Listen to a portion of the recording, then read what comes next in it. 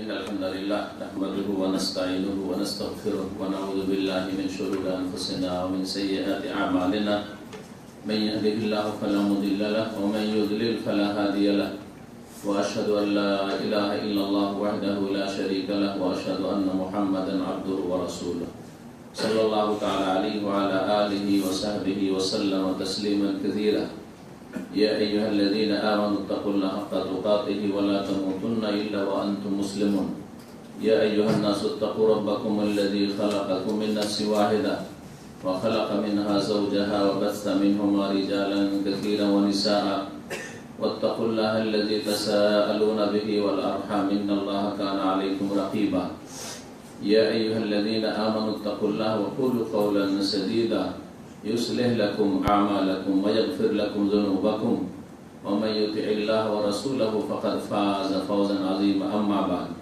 فإن خير الحديث كتاب الله وخير الهدي هدي محمد صلى الله عليه وسلم وشر الأمور محدثاتها وكل محدثة بدعة وكل بدعة ضلالة وكل ضلالة في النار أعوذ بالله من الشيطان الرجيم قل هل ننبئكم بالأخسرين أعمالا الذين ضل سعيهم في الحياة الدنيا وهم يحسبون أنهم يحسنون صنعا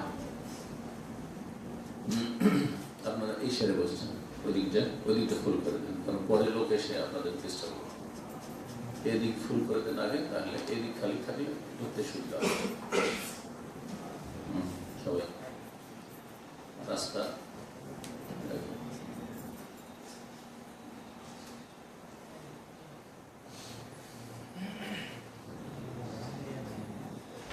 মহান আল্লাহর সমস্ত প্রশংসা যে আল্লাহ রাব্বুল আলামিন আমাদের সৃষ্টি করেছেন এবং আমাদেরকে আল্লাহ রাব্বুল আলামিন তার ইবাদত বন্দেগী কিভাবে আদায় করতে হবে এই শিক্ষাও সুন্দরভাবে দিয়ে দিয়েছেন।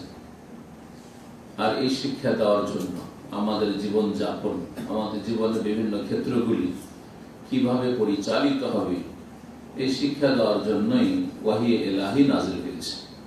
কোরআন কারীম নাযিল করেছেন আল্লাহ রাব্বুল আলামিন। নবী মুহাম্মদ রাসূলুল্লাহ সাল্লাল্লাহু আলাইহি ওয়াসাল্লাম কি আল্লাহ রাসূল করে কোরআনের সর্বোত্তম ব্যাখ্যাদানকারী বলে আখ্যায়িত করেছেন আল্লাহ রাব্বুল আলামিন। ওয়া আনজালনা ইলাইকা যিকরা লিতুবাইয়িনা লিন-নাসি মা নুযিলা ইলাইহিম ওয়া লাআল্লাহুম يتقون وأنزلنا إليه الذكر وأنزلنا عليك الذكر হে নবী তোমার প্রতি উপদেশ নাযিল করেছি যাতে করে যা নাযিল হচ্ছে তাদের উদ্দেশ্যে তা তুমি তাদের জন্য বর্ণনা করে দাও, খুলে খুলে বর্ণনা করে দাও। শেষ নবী মুহাম্মদ রাসূলুল্লাহ সাল্লাল্লাহু আলাইহি ওয়াসাল্লাম তার প্রতি অসংখ্য সালাত ও সালাম বর্ষিত হোক, আল্লাহর রহমত বরকত বর্ষিত হোক, যিনি সুন্দরভাবে আল্লাহ নাযিলকৃত দ্বীনের ব্যাখ্যা করেছেন এবং যা আকীদার বিষয়, বিশ্বাসের বিষয় তাও সুস্পষ্ট করে দিয়েছেন, আর যা ইবাদত বন্দেগীর বিষয় তাও সুস্পষ্ট করে দিয়েছেন, হালাল হারামকে স্পষ্ট করে দিয়েছেন। আল হালালু বায়্যিনুন ওয়াল হারামু বায়্যিন, হালাল হচ্ছে স্পষ্ট আর হারাম হচ্ছে স্পষ্ট। আর কিছু অস্পষ্ট যদিও জনগণের জন্য থাকে সেটা জনগণ সংখ্যাগরিষ্ঠ অনেকে জানে না, কিন্তু অল্প কিছু সংখ্যক আল্লাহ রাব্বুল আলামিন উলামায়ে দ্বীন, আইম্মায়ে কেরাম, দ্বীনের খাদেম সাহাবায়ে কেরামরা এর প্রথম সারি নবী করিম সাল্লাল্লাহু আলাইহি ওয়াসাল্লামের পরে, আর তারপরে তাবেঈন, তাবা তাবেঈন, আইম্মায়ে কেরাম, মুহাদ্দিসিন কেরাম, ফুকাহায়ে কেরাম, উলামায়ে কেরাম যারা কোরআন সুন্নাহর প্রতিনিধিত্ব করেছিলেন, কোরআন সুন্নাহর সঠিক ব্যাখ্যা প্রদান করেছেন সালাফে সালেহিনের তরিকায়, সাহাবায়ে কেরামদের তরিকায়, নতুন বুঝ নিয়ে নয়। তাদের মাধ্যমে সে অস্পষ্ট বিষয়গুলি স্পষ্ট করে নিতে হবে। আল্লাহ রাব্বুল আলামিন তার দ্বীনকে কমপ্লিট করেছেন, সম্পূর্ণ করেছেন, অসম্পূর্ণ কিছু রাখেননি। এমন কোন ভালো পথ হতে পারে না যেটা আমাদের জন্য ভালো হতে পারে আকীদার ক্ষেত্রে, ইবাদতের ক্ষেত্রে, আমলের ক্ষেত্রে, কর্মের ক্ষেত্রে, দুনিয়া আখিরাতের ক্ষেত্রে। আর সেই রাস্তাগুলি আমাদেরকে দেখানি রাসূলুল্লাহ সাল্লাল্লাহু আলাইহি ওয়াসাল্লাম, এটা হতে পারে না। সমস্ত ভালো পথ সম্পর্কে সুন্দরভাবে আমাদেরকে রাস্তা দেখিয়েছেন, দিক নির্দেশনা দিয়েছেন, আর যত মন্দ পথ হতে পারে সেগুলিকে চিহ্নিত করে দিয়েছেন, সেগুলি থেকে সতর্ক সাবধান করে দিয়েছেন। আজকে তারিখ হচ্ছে আরবি মাসের তারিখ, প্রথম বলি এটাই বলা উচিত একজন মুসলিমকে। আর আমার তারিখে কখনো ইংলিশ তারিখ আমি প্রথমে বলি না, আর শুধু ইংলিশ তারিখ বলি না, কারণ সেটা কাফেরদের তারিখ। আজকে হচ্ছে 12 রবিউল আউয়াল, সৌদি আরবে তৃতীয় মাস রবিউল আউয়াল, 1439 হিজরি। আর আপনাদের ইংরেজি সবার জানা আছে, কিছু জানে না জানে, ইংরেজি তারিখ তো জানাই আছে। জি, নভেম্বর শেষ হতে যাচ্ছে, আগামীকালকে নতুন ডিসেম্বর শুরু হবে, আর তারপরে তাদের মাস বছর কখন শেষ হয় কখন শুরু হয় এগুলি আমাদের জানা দুনিয়ার ক্ষেত্রে প্রয়োজন হতে পারে, কিন্তু দিনের ক্ষেত্রে কোনো প্রয়োজন নেই এবং দিনের বিধিবিধানের কোনো সম্পর্ক নেই। আমাদের দিনের হুকুম আহকামের সম্পর্ক হচ্ছে ইসলামিক তারিখের সাথে, ইসলামিক মাসের সাথে, হিজরি সালের সাথে, চাঁদের সাথে সম্পর্ক, হজের সম্পর্ক হচ্ছে রমজানের সিয়ামের সম্পর্ক হচ্ছে ঈদ উল ফিতর, ঈদ উল আজহা ইত্যাদি। তো এই 12 রবিউল আউয়াল যখন আজকের দিন, তখন সময়ের দাবি হচ্ছে নবী করিম সাল্লাল্লাহু আলাইহি ওয়াসাল্লামের সম্পর্কে বিশেষ করে আলোচনা করা। যেই ভুলভ্রান্তিগুলি নবী করিম সাল্লাল্লাহু আলাইহি ওয়াসাল্লামকে নিয়ে আছে, অনেক ভুলভ্রান্তি আছে আকীদাগত, তার মধ্যে একটি বড় আকীদাগত এবং আমলগত দুই দিক থেকে বিভ্রান্তি। আকীদারও বিভ্রান্তি, গোমরাহি, এবং আমলের ইবাদতের ক্ষেত্রে গোমরাহি। সেটা হচ্ছে জন্মবার্ষিকী পালন করা, মৌলিদুন নবী সাল্লাল্লাহু আলাইহি ওয়াসাল্লাম। আরবিতে মৌলিদ বলা হয় যেটাকে, উর্দুতে গিয়ে মিলাদ করা হয়েছে। মৌলিদকে উর্দুতে বলা হয় মিলাদ, আরবিতে মিলাদুন নবী শব্দটি প্রয়োগ হয় না। নবী করিম সাল্লাল্লাহু আলাইহি ওয়াসাল্লামের জন্মের তারিখ বা জন্মের সময়কাল ওকে মৌলিদ বলা হয়, যেটাকে উর্দু ভাষায় মিলাদ বলা হয়, ফার্সিতে মিলাদ বলা হয়, মানে জন্মের তারিখ, জন্মের সময় কাল। এই নবী করিম সাল্লাল্লাহু আলাইহি ওয়াসাল্লামের এই জন্মকে নিয়ে উৎসব করা, উদযাপন করা, এই দিনটিকে পালন করা, এই দিনে সমস্ত কিছু ছুটি ছাটি, স্কুল, কলেজ, ইউনিভার্সিটি, সরকারি বেসরকারি প্রতিষ্ঠান ছুটি রাখা, এতে উৎসব করা, এটা ঈদের মতো সবচেয়ে বড় ঈদ আজকাল বলা হচ্ছে যে ঈদের মধ্যে সবচেয়ে বড় ঈদ হচ্ছে ঈদ মিলাদুন নবী। এখন ঈদ উল ফিতর ছোট হয়ে গেছে, ঈদ উল আজহা ছোট হয়ে গেছে, জুমার ঈদ সাপ্তাহিক, সেগুলি কোনো গণনায় আসে না, বরং ঈদ মিলাদুন নবী বড় ঈদে পরিণত হয়েছে। এই মিলাদুন নবী সম্পর্কে আলোচনা করব বেশ কয়েকটা পয়েন্টে, যাতে করে যারা হকের তলাশ করেন কোরআন সুন্নাহর আলোকে, তারা হকের সন্ধান পেতে পারেন। আর যাদের অন্তর বাঁকা হয়ে আছে আর বাঁকাই থাকতে চান, তাদের উপর হুজ্জত কায়েম হয়ে যায়, যে কিয়ামতের দিনে তারা হাসর মাঠে বলতে না পারে যে আমাদেরকে জানাবার কেউ ছিল না, সতর্ক করার কেউ ছিল না। দাউদ আলাইহিস সালামের জাতি বলি ইসরাইল, তাদের একদল যখন অন্যায় লিপ্ত হইল, হিল্লা করে হারামকে হালাল করার চেষ্টা করো। শনিবারে আমরা মাছ ধরবো না, কিন্তু মাছকে ঘেরে বাঁধ দিয়ে রেখে দেবো, আর তারপর রবিবারের দিন ধরে নেবো, শনিবার আল্লাহ মানা করেছে।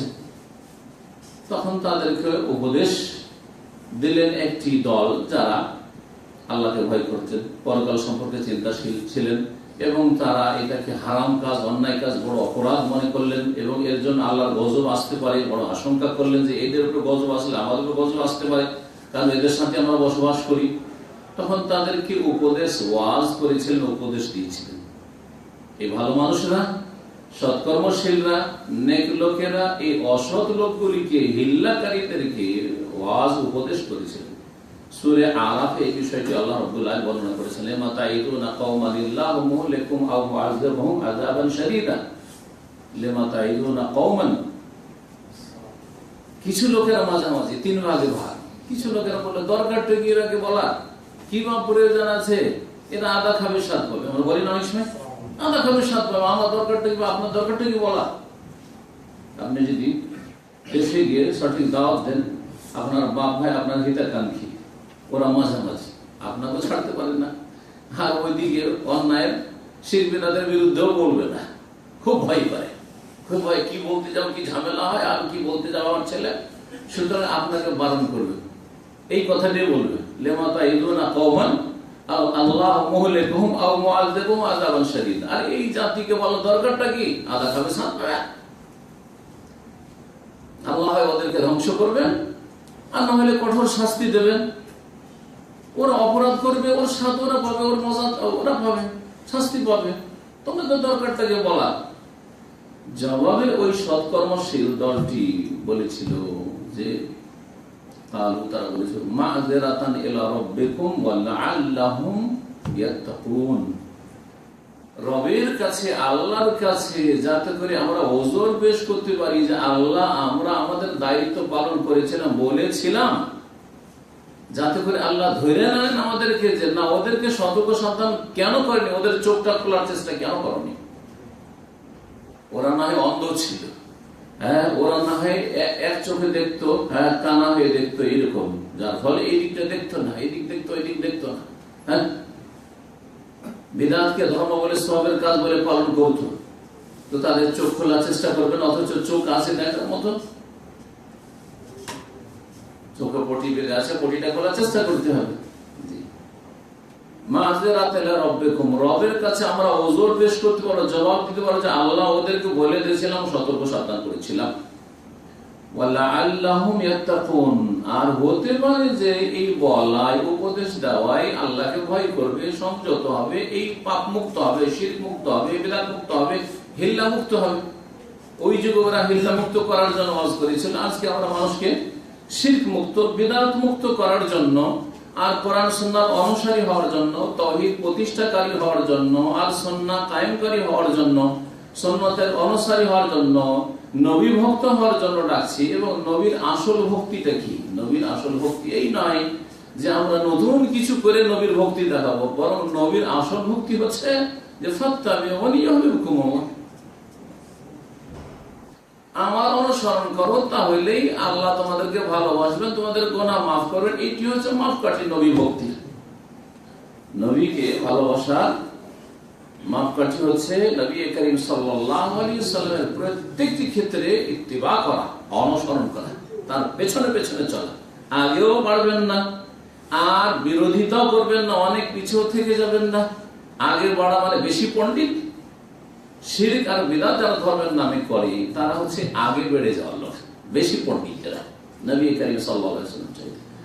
আর যারা ফরজে ঘাটতি করেন, পাঁচ ওয়াক্ত ফরজ নামাজ পড়েন, জামাতে নামাজ পড়েন না, ফজরে আসেন না, এরকম যারা গুনাহগার, বিভিন্ন ফাসিকি কাজে হারাম খায়, হারাম কাজ করে, হারাম দেখে, তারা হচ্ছে নবীর বিরোধিতা খায়, পেছনে থেকে যাওয়া লোক, নবী থেকে অনেক পিছিয়ে গেছে, যার ফলে নবীর সাথ পাবে না। নবী করিম সাল্লাল্লাহু আলাইহি ওয়াসাল্লাম সাহাবায়ে কেরামদেরকে নিয়ে, তার যারা খালেস খাঁটি অনুসারী, তাদেরকে নিয়ে জান্নাতে চলে যাবে, এরা পিছিয়ে থেকে যাবে, পিছিয়ে থেকে যাবে। এই হচ্ছে দুটো দলের উদাহরণ। যারা আগে বেড়ে গেছে, বেশি পণ্ডিত, সুতরাং নবীর আগে তো জান্নাতে ঢোকা যাবে না, সাল্লাল্লাহু আলাইহি ওয়াসাল্লাম, সুতরাং তারাও জাহান্নামে যাবে। আর যারা পিছিয়ে থেকে গেছে ফাসিকি কাজের মাধ্যমে, তারাও জাহান্নামে যাবে। আপনি পিছিয়ে থাকলে হবে না যে ফরজ ওয়াজিব তরককারী, ফরজ ওয়াজিবে ঘাটতি করছেন, আপনি হারাম নাজাইজে লিপ্ত থাকছেন, আর আপনি ধর্মের নামে বেশি বুঝতেছেন। নবী না করলে কি হবে? এটা বিদআতে হাসানা। সাহাবারা না করলে কি হবে? এটা হচ্ছে ভালো কাজ। আমাদের বুজুর্গদের এগুলোকে ভালো করে মনে করেছেন। এইসব যুক্তি যারা পেশ করেন আর বিদআতকে দুই ভাগে ভাগ করেন, তারা বেশি বুঝছেন, সুতরাং নবী সাল্লাল্লাহু আলাইহি ওয়াসাল্লাম আগে বেড়ে গেছেন। আল্লাহ সতর্ক, এমন নয় যে সতর্ক করেননি। ইয়া আইয়ুহাল্লাযীনা আমানু লা তুকাদ্দিমু বাইনা ইয়াদাইল্লাহি ওয়া রাসূলিহি, হে মুমিনরা, তোমরা আল্লাহ এবং রাসূলের আগে বাড়িও না। আসি আসল বিষয়ের দিকে। শুরু করব সূরা কাহফের আয়াত নম্বর 103 এবং 104 দিয়ে। মানুষ অনেক সময় নিজের ধ্যান ধারণায় ভালো মনে করে কোন আমল করে, এরকম অসংখ্য আমল মুসলিম সমাজে ছড়িয়ে আছে। কাজগুলিকে কি মনে করে? খুব ভালো মনে করে, সওয়াবের কাজ, জান্নাত পাওয়ার কাজ, আল্লাহর মহব্বত পাওয়ার কাজ, রাসূলের শাফাআত পাওয়ার কাজ, ইত্যাদি ইত্যাদি। এটি হচ্ছে দ্বীন, এটি হচ্ছে তাকওয়া ইত্যাদি। অনেক নেকি করে ফেললাম, এই ধ্যান ধারণা মানুষের থাকে। কিন্তু এর জন্য যে মেহনত করে সে মেহনত একেবারে ব্যর্থ হয়ে যায়, বেকার হয়ে যায়, কোনো কাজে লাগে না। মেহনত করলো, পরিশ্রম করলো, বড় আশা রাখলো, কিন্তু কিছুই পেল না, এরা সবচেয়ে বেশি ক্ষতিগ্রস্ত। আল্লাহ রাব্বুল আলামিন ইরশাদ করেছেন, এখন আমি ভুলে গেছি, সুতরাং আপনারা কেউ একজন বলতে পারেন। প্রথমবার খুতবা সময় মনে করছিলাম যে আমাকে বন্ধ করতে হবে না, আমার কথা আরো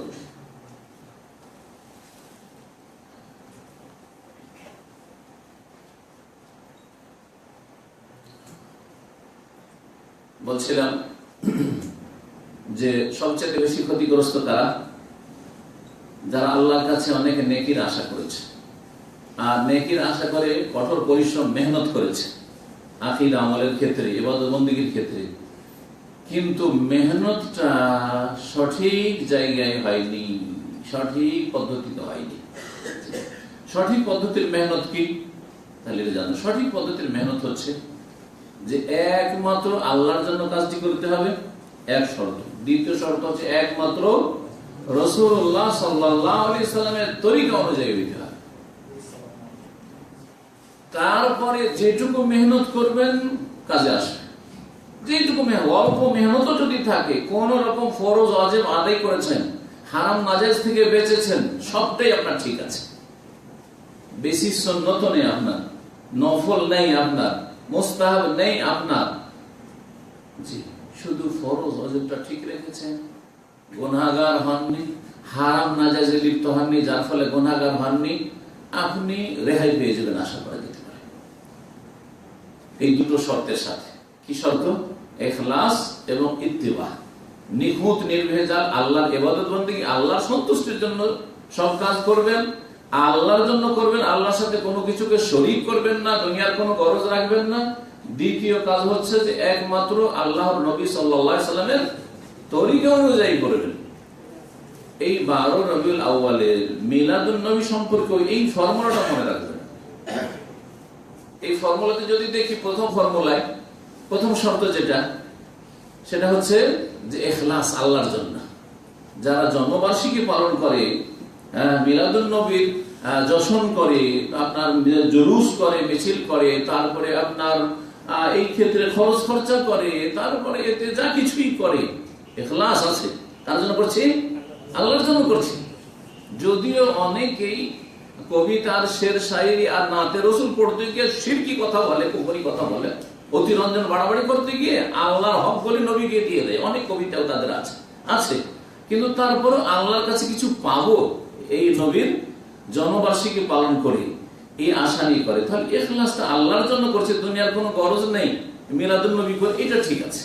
কিন্তু 2 নম্বর শর্ত, যে নবী মুহাম্মদ রাসূলুল্লাহ সাল্লাল্লাহু আলাইহি ওয়াসাল্লামের তরিকা অনুযায়ী হতে হবে। নবী করিম সাল্লাল্লাহু আলাইহি ওয়াসাল্লাম নিজে 63 বছর বেঁচেছেন, 40 বছর বাদই দিলাম না হয় নবী হওয়ার আগে। নবী হওয়ার পরে তিনি যে 23 বছর থেকেছেন, 23 বছরে 23 বার তো রবিউল আউয়াল এসেছে, তাই না?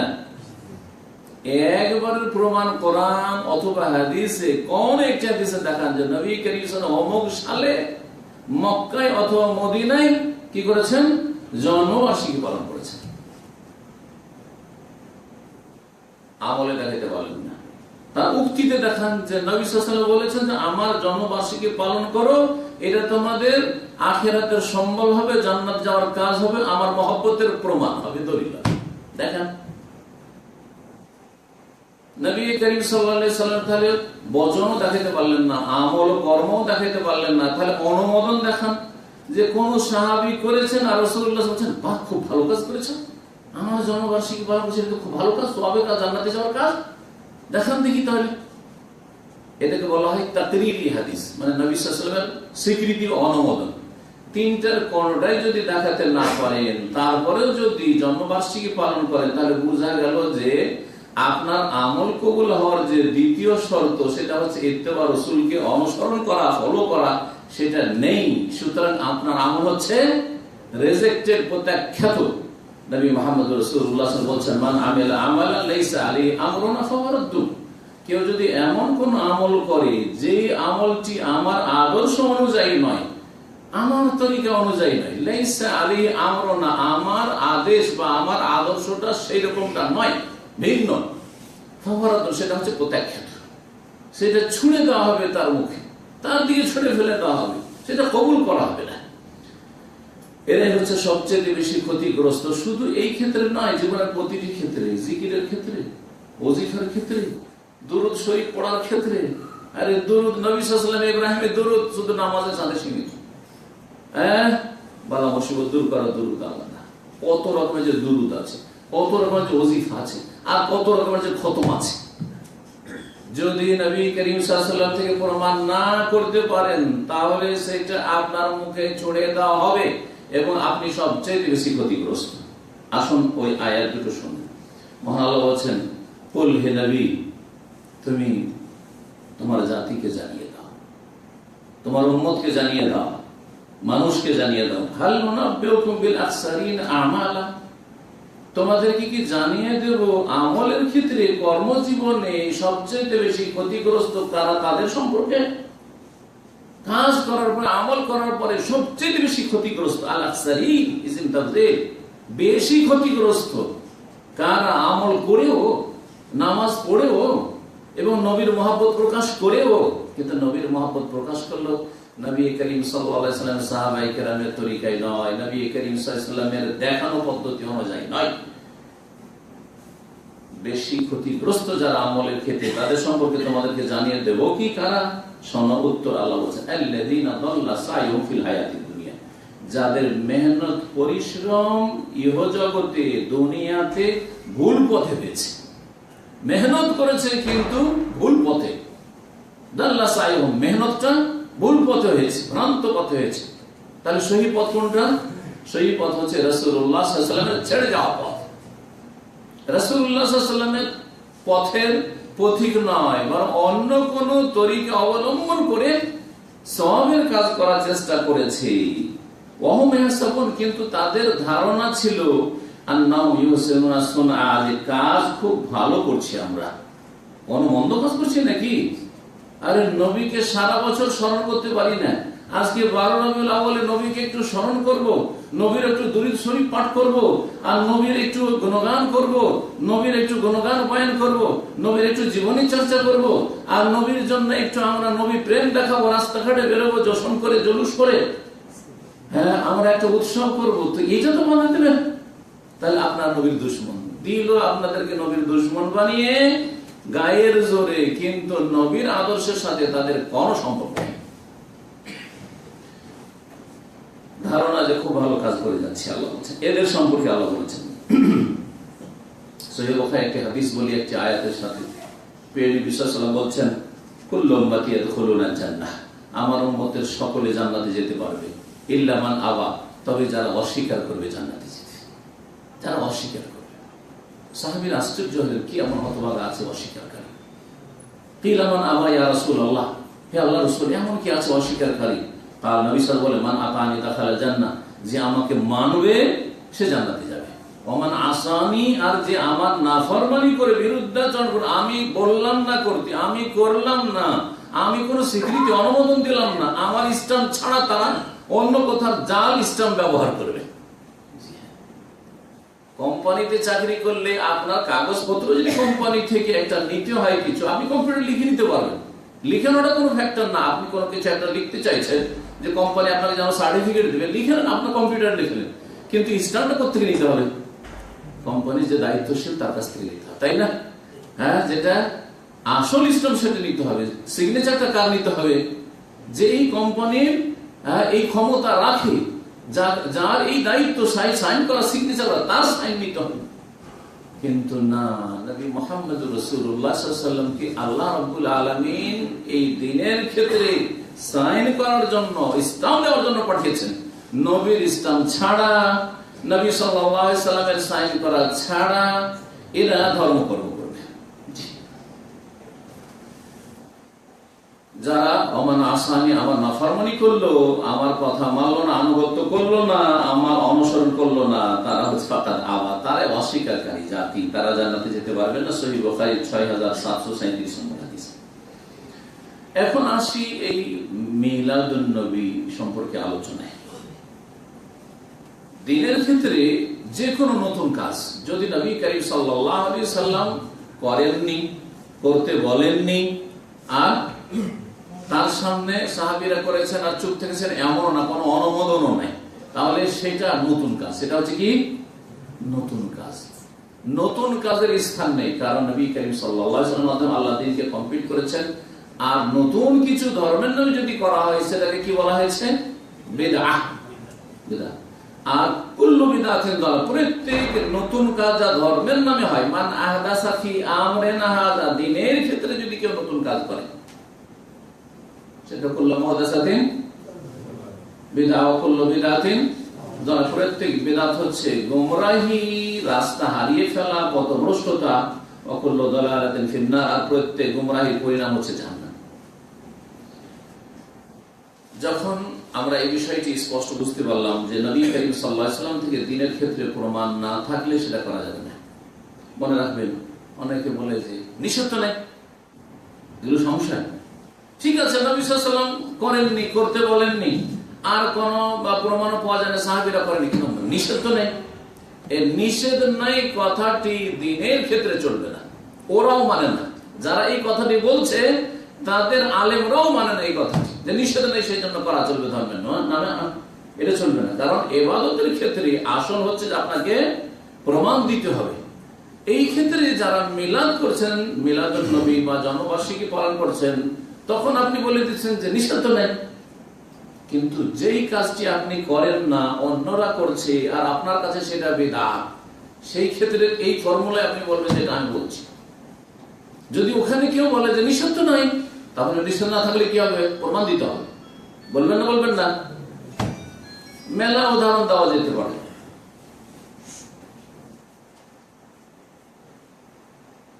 একটা এমনি উদাহরণ দেওয়া যেতে পারে যাতে সহজে বুঝতে পারবেন। দিনে কতবার আজান রয়েছে? হ্যাঁ, 5 বার আজান আছে। কেউ যদি 7 বার আজান দেয়, 6 বার দেয়, চলবে? হ্যাঁ, চলবে? যে আজান দিতে চাচ্ছে বলছে নিষেধ নেই। ঠিক আছে, বেলাল রাদিয়াল্লাহু তাআলা 5 বার আজান দিয়েছেন, নবীর মুয়াজ্জিন 5 বার আজান দিয়েছেন, কিন্তু নিষেধ কোথায় আছে? 6 বার আজান দিতে নিষেধ আছে, এরকম হাদিস দেখাতে পাবেন? তাহলে ওইখানে তো চলবে না। যারা কবরে আজান দেন না, আবার বেরেলভি একদল আছে কবরে আজান দেয়, অনেকে ভারত থেকে এই বিদআতগুলি ছড়িয়েছে। কবরে মাইয়াতকে দাফন করার পরে আজান দেয়, কিন্তু অনেক বেরেলভি আছে তারাও এই আজান জান না। দেওবন্দিরা তো দায়ী নাই, কিন্তু বেরেলভিদের মধ্যে 2 ভাগ আছে। কারণ একটা সময় ছিল আমার ছাত্র জীবনে এই ব্যাপারে বেরেলভিতে লড়াই, মোনাজারা। একদল বেরেলভি কবর পূজারী বলছে যে মাইয়াতকে দাফন করে আজান দিতে হবে, আজান ও কবর। আর একদল বলছে যে না, আজান দেওয়া যাবে না। 2 দলের সংঘর্ষ লেগেছে, অথচ দুটো হচ্ছে বেরেলভি শিরকি আকীদার লোক, নবী আলেমুল গায়ব, নবী হাজির নাজির ইত্যাদি ইত্যাদি এসব। তো বলেন, যদি এখানে কেউ বলে এই ফর্মুলায় বলে যে কবরে আজান দেওয়া নিষেধ কোথায়? কবরে আজান দেওয়া নিষেধ কোথায় দেখাতে পারবে? নিষেধ আছে? যুক্তি, বরং উল্টো যুক্তি দিতে পারবে যে আজান দিলে শয়তান পলায়, এখানে শয়তান তাড়াইল কবরস্থান থেকে। ঠিক আছে? জি হ্যাঁ। তারপরে আজান হচ্ছে আল্লাহর জিকির, আল্লাহু আকবার আছে এতে, হ্যাঁ, লা ইলাহা ইল্লাল্লাহ আছে, জিকির। আর জিকির হলো কবর আযাব দূর হয়। এসব যুক্তি লিখেছে আহমদ রেজা খান। জি, তো যুক্তি দিয়ে আপনি ইবাদত বন্দেগী চালু করবেন, অথচ এর চাইতে অনেক বেশি যুক্তি নবী করিম সাল্লাল্লাহু আলাইহি ওয়াসাল্লাম বুঝতেন এবং তার কাছে ওহীও হয়েছে। তিনি তো এইসব যুক্তি পেশ করেন নাই এবং যুক্তির উপর দ্বীনকে ছেড়ে দেননি আল্লাহ রাব্বুল আলামিন, বরং দ্বীনকে আল্লাহ রাব্বুল আলামিন ওহী ভিত্তিক নাযিল করেছেন আর কমপ্লিট করে দিয়েছেন। সুতরাং এই সংশয় বিদআতীরা পেশ করে থাকে যে ঠিক আছে নাই, কিন্তু মানাওতা নাই, এইসব চলবে না। হ্যাঁ, ব্যবসা বাণিজ্যের ক্ষেত্রে, মুআমালাত লেনদেনের ক্ষেত্রে, হ্যাঁ, নতুন নতুন ব্যবসা আজকাল দেখছেন অনেক বিজনেস শুরু হচ্ছে। দেখতে হবে যে ব্যবসার জন্য কিছু শর্ত আছে, সেই শর্তগুলো যদি ঠিক থাকে তাহলে নতুন ব্যবসা করেন, অসুবিধা নেই, আপত্তি নেই, করেন। এই ক্ষেত্রে আসল হচ্ছে যে মুবাহ জায়েজ, ব্যবসা বাণিজ্য মুআমালাত লেনদেন আদান প্রদান। কিন্তু ইবাদতের ক্ষেত্রে আসল হচ্ছে যে তাওকীফ, আপনাকে ওখানেই থামতে হবে যেখানে নবী করিম সাল্লাল্লাহু আলাইহি ওয়াসাল্লাম থেমে গেছেন।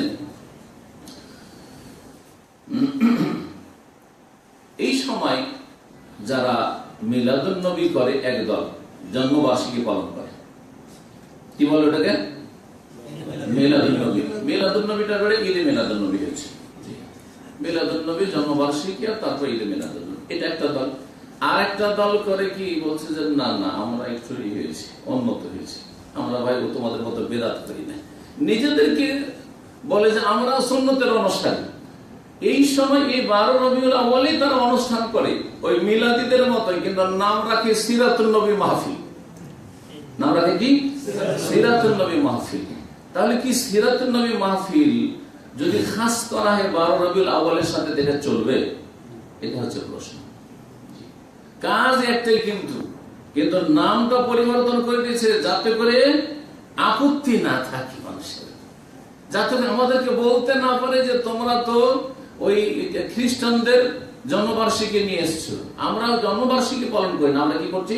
সিরাতুন নবী মাহফিল করছি। কাজ কিন্তু একটাই। টাকার এপিট না হয় এপিট, আমি পায়খানা বললাম না, এখন অনেকে বলেন পায়খানার এপিট না হয়, হ্যাঁ বললাম না, ওইটা বললাম না, বলা তো বলা হয়ে গেল, ঠিক আছে না? বুঝতে পারছেন? তো এখন মিলাদুন নবী, মিলাদুন নবী আপনারা ফিকহি মাসলা মাসাইল আপনাদের আলেমরা বেশি জানে, খুব বেশি জানে, কারণ ফিকহ অনেক পড়ে না? ফিকহ খুব দোহাই দেয়, ফিকহ খুব দোহাই দেয়, হাদিস ছেড়ে দিলে কিন্তু ফিকহ দোহাই দেয়, ঠিক আছে? তো ফিকহ এবং উসুলে ফিকহতে আহকাম আছে। আহকাম কত প্রকার? ইউনিভার্সিটিতে পড়েছে আমাদের এই ছেলেরা, এরা বলবে আহকাম কত প্রকার। হ্যাঁ হ্যাঁ, আহকাম ও তাকলিফ, ওইটাই। আহকাম কত প্রকার? আহকাম কত প্রকার? হ্যাঁ, 5।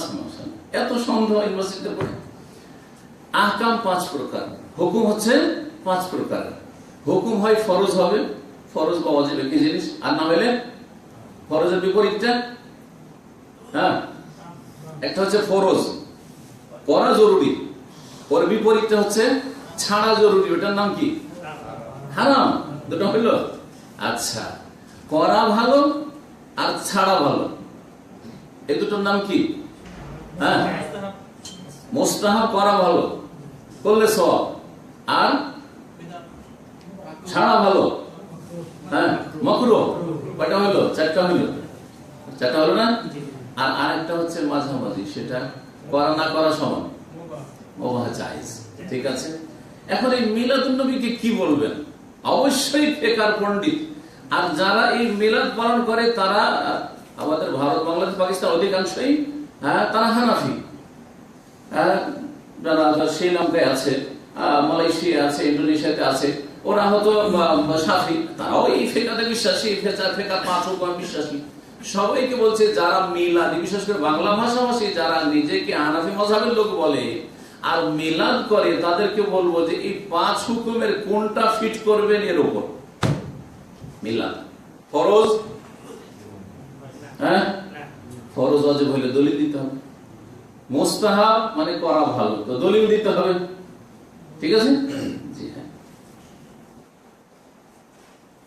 যদি বলেন যে জায়েজ, তো ইবাদত বন্দেগীর ক্ষেত্রে এটা সওয়াবের আশা করছেন কিনা? হ্যাঁ, সওয়াবের আশা করলে এই কাজটি করা জায়েজ। জায়েজ মানে কি? যাতে নেকিও নেই, গুনাহ নেই। এমন কাজ কেন করবে যাতে নেকিও নেই, গুনাহ নেই? এতে পড়ে না তাহলে এটা। আর এই আশাতে করেন না যে এমন কাজ করছি মিলাদুন নবী যাতে নেকিও নেই, গুনাহ নেই, এই আশাতে করেন না, নেকির আশায় করছেন, তাহলে নিশ্চয়ই সেটাকে ফরজ মনে করছেন, আর না হলে সেটাকে সুন্নাত মুস্তাহাব মনে করছেন, ঠিক না?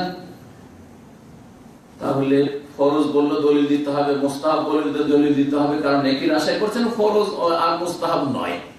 আর মুবাহ হইলে করতেন না কখনো, আপনাদের কাছে মুবাহ না, যারা মিলাদ করছেন তাদের কাছে মুবাহ না। মুবাহ যদি হয় করে নেকিও নেই, গুনাহ নেই, তাহলে এমন কাজ কেন করবেন? সমুদ্র বিচে ঘুরতে গেছেন, হ্যাঁ, ছেলে মেয়ে নিয়ে ঘুরতে গেছেন, কিছুক্ষণ কাটিয়ে আসবেন, ওখানে গিয়ে কোনো গুনাহ করবেন না, কি সওয়াবের কাজ? একটা নেকিও নেই, গুনাহ একটা গুনাহও নেই। গুনাহ ওখানে গিয়ে কোনো গুনাহ না করলে একটা গুনাহ নেই, একটা নেকিও নেই, ঠিক না? এইরকম তো নয় আসলে মিলাদুন নবীটা। তাহলে মুবাহটাও বাদ গেল, বাকি থাকলো কি তাহলে? হারাম আর মাকরুহ। হারাম আর মাকরুহ। এখন বাকি যখন হারাম আর মাকরুহ থাকলো, মিলাদ করা যদি হারাম হয় তো কেন হারাম কাজ করবেন? আর মিলাদ করা যদি মাকরুহ হয় তো মাকরুহ কাজ কেমন করে করবেন? আর বললাম যে নবী করিম সাল্লাল্লাহু আলাইহি ওয়াসাল্লাম থেকে যদি প্রমাণ না দিতে পারেন, সেটা প্রত্যাখ্যাত, যেটা ছুঁড়ে ফেলে দেওয়া হবে, যেটা কবুল হয় না, হ্যাঁ সেটা কি? আর যেটা দলাল, গুমরাহি, পথভ্রষ্টতা, সেটা কি? হ্যাঁ অবশ্যই সেটা হারাম, তাই অবশ্যই সেটা হারাম। এই তো মিলাদ জন্মবার্ষিকী। এখন প্রশ্ন হচ্ছে যে জন্মবার্ষিকী আসলো কোত্থেকে? জন্মবার্ষিকী কি কোরআন থেকে এসছে? আছে কোরআনে? কারো জন্মবার্ষিকী পালন করে, নবীর বা অন্য কারো বা জন্মবার্ষিকী পালন করে, জন্মের দিন পালন করা কোরআন থেকে আসেনি। রাসূল হাদিস থেকে এসছে, হাদিস থেকেও আসেনি। এর উপর ইজমা হয়েছে সমস্ত উম্মতের উলামাদের, হানাফি, শাফি, মালিক, হাম্বলি সমস্ত উলামারা ইজমা করে একমত হয়ে গেছে। হ্যাঁ না, এরকম কেউ ইজমা হয় না। আর আসলে ইজমা হচ্ছে সাহাবায়ে কেরামদের যুগে, তারপরে কোনো ইজমাই আসলে প্রমাণিত নয় সাহাবায়ে কেরামদের পরে। এই জন্য অনেক গবেষক উলামারা বলেছে বল ইজমা সাহাবা, আসলে সাহাবায়ে কেরামদের জামান নাই, অল্প কিছু এলাকার মধ্যে সাহাবারা ছিলেন, সেই জন্য সেই যুগে একটা বিষয়ে একমত হয়ে যাও, তাও কোরআন এবং হাদিস বিরোধী বিষয় নয়, সেটা কোরআন এবং হাদিস সমর্থিত বিষয় সেটা হবে। কোরআন হাদিসের বিপরীত কোন ইজমা হতে পারে না। সুতরাং যখন এটা কোরআন সুন্নাহ দ্বারা প্রমাণিত নয়, কোন সাহাবী থেকে এসেছে, কোন সাহাবী করেছেন তাও প্রমাণ নেই, কোন খলিফা করেছেন কেউ করেননি, তাহলে কোন মুসলিম থেকে জন্মবার্ষিকী পালন করার এই ইতিহাস আমাদের কাছে পাওয়া যায় না। এই জন্মবার্ষিকী পালন করা অভ্যাস ছিল খ্রিস্টানদের। কার অভ্যাস ছিল? খ্রিস্টানদের। এখনো খ্রিস্টানদের যে ডিসেম্বর শুরু হচ্ছে, 25শে ডিসেম্বরে তাদের বড়দিন, মানে তাদের ধারণায় যিশু খ্রিস্ট ঈসা আলাইহিস সালামের এটা জন্মদিন, যদিও তাদের ধারণা এটাও ঐতিহাসিক ভাবে স্বীকৃত সাব্যস্ত নয়। কেউ প্রমাণ করতে পারবে যে 25শে ডিসেম্বর ঈসা আলাইহিস সালামের জন্মদিন।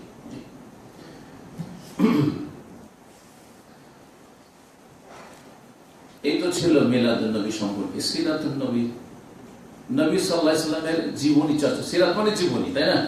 তো জীবনী চর্চা করবো আমরা। জীবনী চর্চা করা অবশ্যই নেকির কাজ, অবশ্যই ইবাদত, অবশ্যই সওয়াবের কাজ। কারণ নবী করিম সাল্লাল্লাহু আলাইহি ওয়াসাল্লামের পুরো জীবনটা আমাদের জন্য হচ্ছে আদর্শ। লাকাদ কানা লাকুম ফি রাসূলিল্লাহি উসওয়াতুন হাসানাহ। তাহলে জীবনীটা আমাদেরকে জানতে হবে, কোরআনে কারীম সম্পর্কে জ্ঞান অর্জন করতে হবে, রাসূলুল্লাহ সাল্লাল্লাহু আলাইহি ওয়াসাল্লামের হাদিসগুলিও তার জীবনের অন্তর্ভুক্ত। তিনি যা বলেছেন, তিনি যা করেছেন, তিনি যার স্বীকৃতি দিয়েছেন, এগুলোতে জীবনের একটা বড় দিক। তাহলে হাদিসটা নবী সাল্লাল্লাহু আলাইহি ওয়াসাল্লামের সিরাতের অন্তর্ভুক্ত। আর বাকি জীবনটা নবী সাল্লাল্লাহু আলাইহি ওয়াসাল্লামের ব্যক্তি জীবনটা কেমন ছিল, ইবাদতের জীবন যাপন কেমন ছিল, রুজি রোজগারের জীবন যাপন কেমন ছিল, আখলাক চরিত্র কেমন ছিল, পরিবারের সাথে সম্পর্ক কেমন ছিল, প্রতিবেশীদের সাথে আচার আচরণ কেমন ছিল, এগুলি আমাদের জন্য জানা জরুরি। কারণ আমাদেরও এই চলাফেরা করি ঠিক নবী করিম সাল্লাল্লাহু আলাইহি ওয়াসাল্লামের মতো হবে। কিন্তু এটা হচ্ছে দ্বীনের ইলম, যে ইলম শিখার জন্য আপনি এটা করার অধিকার রাখেন না যে শুধু নবীর জীবনী চর্চা করব।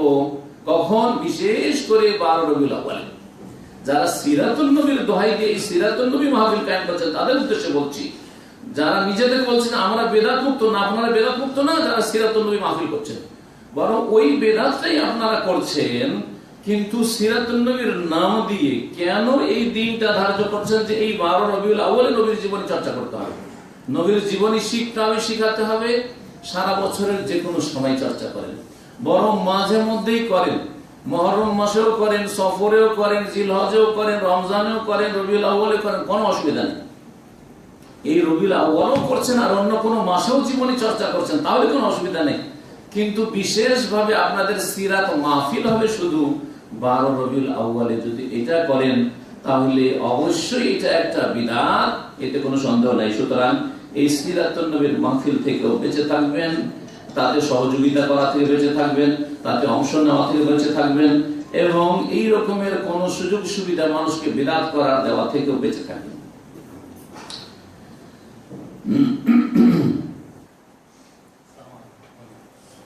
এই মিলাদুন নবী এমন একটি বিদআত যে বিদআত 4র্থ হিজরিতে চালু হয়েছে। 4র্থ হিজরি, 4র্থ কি বলে? 4র্থ হিজরি বলেন তো ভুল হবে, 4র্থ শতাব্দীতে, 4র্থ শতাব্দী ছুটে গেছে। চতুর্থ শতাব্দী, তার মানে একটা শতাব্দী হচ্ছে 100 বছরের। নবী করিম সাল্লাল্লাহু আলাইহি ওয়াসাল্লামের সাহাবীদের যুগ 110 পর্যন্ত, তাবেঈনদের যুগ দ্বিতীয় শতাব্দীতে, তাবেঈনদের যুগ প্রায় শেষ। তার এই স্বর্ণ যুগে তিনটি যুগ শেষ হওয়ার পরে চতুর্থ শতাব্দীতে, বরং চতুর্থ শতাব্দীতে যখন শুরু হয় তখন আইম্মায়ে কেরামরাও দুনিয়া থেকে চলে গেছে। ইমাম আবু হানিফা, শাফি, মালিক, আহমদ সকলেই দুনিয়া থেকে চলে গেছেন। এই মিলাদের খবরই রাখেননি যে এই মিলাদ চালু হবে। 4 ইমামের কথা বলছি।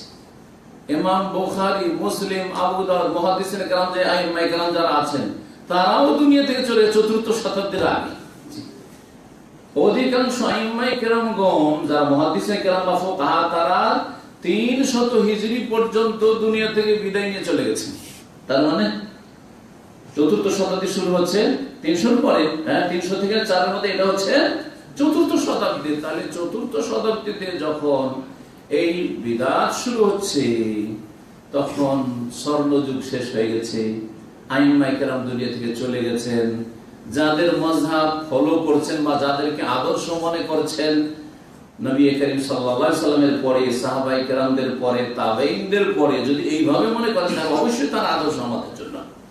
কিন্তু যদি নবী করিম সাল্লাল্লাহু আলাইহি ওয়াসাল্লামের সুন্নাত বিরোধিতার ক্ষেত্রে সুন্নাত ছেড়ে দিয়ে আপনি কোন একজন ইমামকে অন্ধ অনুসরণ করেন, তখন মুশকিল, তখন হচ্ছে মুশকিল আপনার। তাহলে যে 3টি যুগকে নবী করিম সাল্লাল্লাহু আলাইহি ওয়াসাল্লাম খায়রুল কুরুন, বা আমাদের ভাষায় স্বর্ণ যুগ, খায়রুল কুরুনে কারনি সুম্মা আল্লাযিনা ইয়ালুনহুম সুম্মা আল্লাযিনা ইয়ালুনহুম, সবচেয়ে উৎকৃষ্ট যুগ হচ্ছে আমার যুগ, কারনি, আমার শতাব্দী, কারন মানে তো শতাব্দী, আমার যুগ, সুম্মা আল্লাযিনা ইয়ালুনহুম, তারপর ওই সব লোকেরা যারা তারপরে এসেছে, অর্থাৎ আমার যুগের পরে সাহাবায়ে কেরামদের যুগ, তারপর তাবেঈনদের যুগ, তারপর তাবেঈন যুগ। অথবা নবী করিম সাল্লাল্লাহু আলাইহি ওয়াসাল্লাম যুগটা সাহাবায়ে কেরামদের যুগ যদি হয়ে যায় তাহলে 3 বার বলেছেন, তারপর তাবেঈনের যুগ, আর তারপরে তাবেঈনের যুগ। আর তারপরে ধর্মের নামে আর দুনিয়ার ক্ষেত্রে মিথ্যার ছড়াছড়ির যুগ, সুম্মা ইয়াফশুল কাযিব, নবী করিম সাল্লাল্লাহু আলাইহি ওয়াসাল্লাম, তারপরে মিথ্যার ছড়াছড়ি হবে। দিনের ক্ষেত্রে মানুষ দলে দলে বিভক্ত হয়ে যাবে, আর দুনিয়ার ক্ষেত্রে খেয়ানত বিরাজ করবে, বেঈমানি আত্মসাৎ হবে। এই যুগগুলি ছিল এই মিলাদুন নবী আসার যুগ। মিলাদুন নবী চালু করেছে কারা? এই সব একটু করে পয়েন্ট বলতে গিয়ে বলবো যে এটা চালু যারা করেছে তারা হচ্ছে ওবাইদুল্লাহ ইবনে মামুন আল কাদ্দা নামে একজন ইহুদি অনুসারী। তার মিশরে ক্ষমতা দখল করে, সেই যুগে ক্ষমতা দখল করে। ওরা মিশরে এখনো খ্রিস্টান আছে, তখনও খ্রিস্টান ছিল। খ্রিস্টানদেরকে জন্মবার্ষিকী পালন করতে দেখেই হোক আর যে কোনো উদ্দেশ্য হোক, তারা এই জন্মবার্ষিকী চালু করলো, বিভিন্ন জন্মবার্ষিকী। তার মধ্যে একটি ছিল নবী করিম সাল্লাল্লাহু আলাইহি ওয়াসাল্লাম জন্মবার্ষিকী। কারণ মুসলিমদের কাছে সেটাকে যদি প্রিয় করে তুলতে হয় তাহলে কি করতে হবে? নবী সাল্লাল্লাহু আলাইহি ওয়াসাল্লামের জন্মবার্ষিকী পালন করতে হবে। নবী জন্মবার্ষিকী, আলী, ফাতেমা, হাসান, হোসেন, আর তারপরে যে শাসক হবে, যে রাফেজি শিয়াদের শাসক হবে, তার জন্মবার্ষিকী পালন করা হবে। এইভাবে জন্মবার্ষিকী তারা পালন করা শুরু করলো। শিখলো কার কাছ থেকে? খ্রিস্টানদের কাছ থেকে। আর শুরু করলো কারা? যারা আসলে ইহুদি ছিল কিন্তু মুনাফিক, কপট, ইসলামকে ধ্বংস করার জন্য, মুসলিম জাতিকে চূর্ণ বিচূর্ণ করার জন্য এবং মুসলিম জাতিকে ভাঙন ধরানোর জন্য নবী পরিবারের আলে বাইতের আওলাদে রাসূলের দোহাই দিয়ে এরা মানুষের জনপ্রিয়তা লাভ করলো এবং মানুষের মাঝে তাদের ক্ষমতার জোরে তারা এই মিলাদ চালু করলো। আহলে সুন্নাত ওয়াল জামাতরা যেহেতু সেই সময় শাসক এক গোষ্ঠী চালু করছে, সুতরাং তখন প্রতিবাদ করেও তাদের প্রতিবাদে কিছু হয়নি, মিশরে চালু করেছে। মিশরে চলতেছে দীর্ঘদিন। আর তারপরে 6ষ্ঠ শতাব্দীতে গিয়ে এরাকে বিদাতি সুন্নিরা চালু করে, আর তারপরে এটা সুন্নি সমাজে ছড়িয়ে পড়ে। তাহলে এটা কোনো ভালো মানুষের কাছ থেকে আসেনি। তাই পয়েন্টগুলি আপনাদেরকে বলি। প্রথম যে বিষয়টি সেটা হচ্ছে যে এটা হচ্ছে নব আবিষ্কৃত কাজ না, আল্লাহ রাব্বুল আলামিন এর কোনো দলিল নাযিল করেছেন, না নবী করিম সাল্লাল্লাহু আলাইহি সাল্লামের কথার দ্বারা, কাজের দ্বারা বা অনুমোদন দ্বারা প্রমাণিত, অথচ নবী করিম সাল্লাল্লাহু আলাইহি ওয়াসাল্লাম আমাদের জন্য হচ্ছে আদর্শ। ওমা আতাকুমুর রাসূলু ফাখুযুহু ওমা নাহাকুম আনহু ফান্তাহু। সূরা হাশরের আয়াত নম্বর 7 এ আল্লাহ পাক ইরশাদ করেছেন যে রাসূল সাল্লাল্লাহু আলাইহি ওয়াসাল্লাম তোমাদেরকে যা দেন তা তোমরা গ্রহণ করো এবং যা থেকে নিষেধ করেন তা থেকে তোমরা বিরত থাকো এবং আল্লাহকে ভয় করো। রাসূলুল্লাহ সাল্লাল্লাহু আলাইহি ওয়াসাল্লাম জন্মবার্ষিকী পালন করা দেননি। জন্মবার্ষিকী পালন করার ক্ষেত্রে এখন আর নবী করিম সাল্লাল্লাহু আলাইহি ওয়াসাল্লামের সাথে সীমিত নয়, এখন সবার জন্মবার্ষিকী পালন হচ্ছে।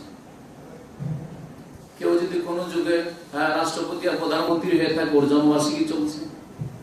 নেতাদের তো চলছেই চলছে, যে এখন নেতৃত্ব দিতেছে তারও জন্মবার্ষিকী আর মৃত্যুবার্ষিকী চলছে, মরলে চলবে।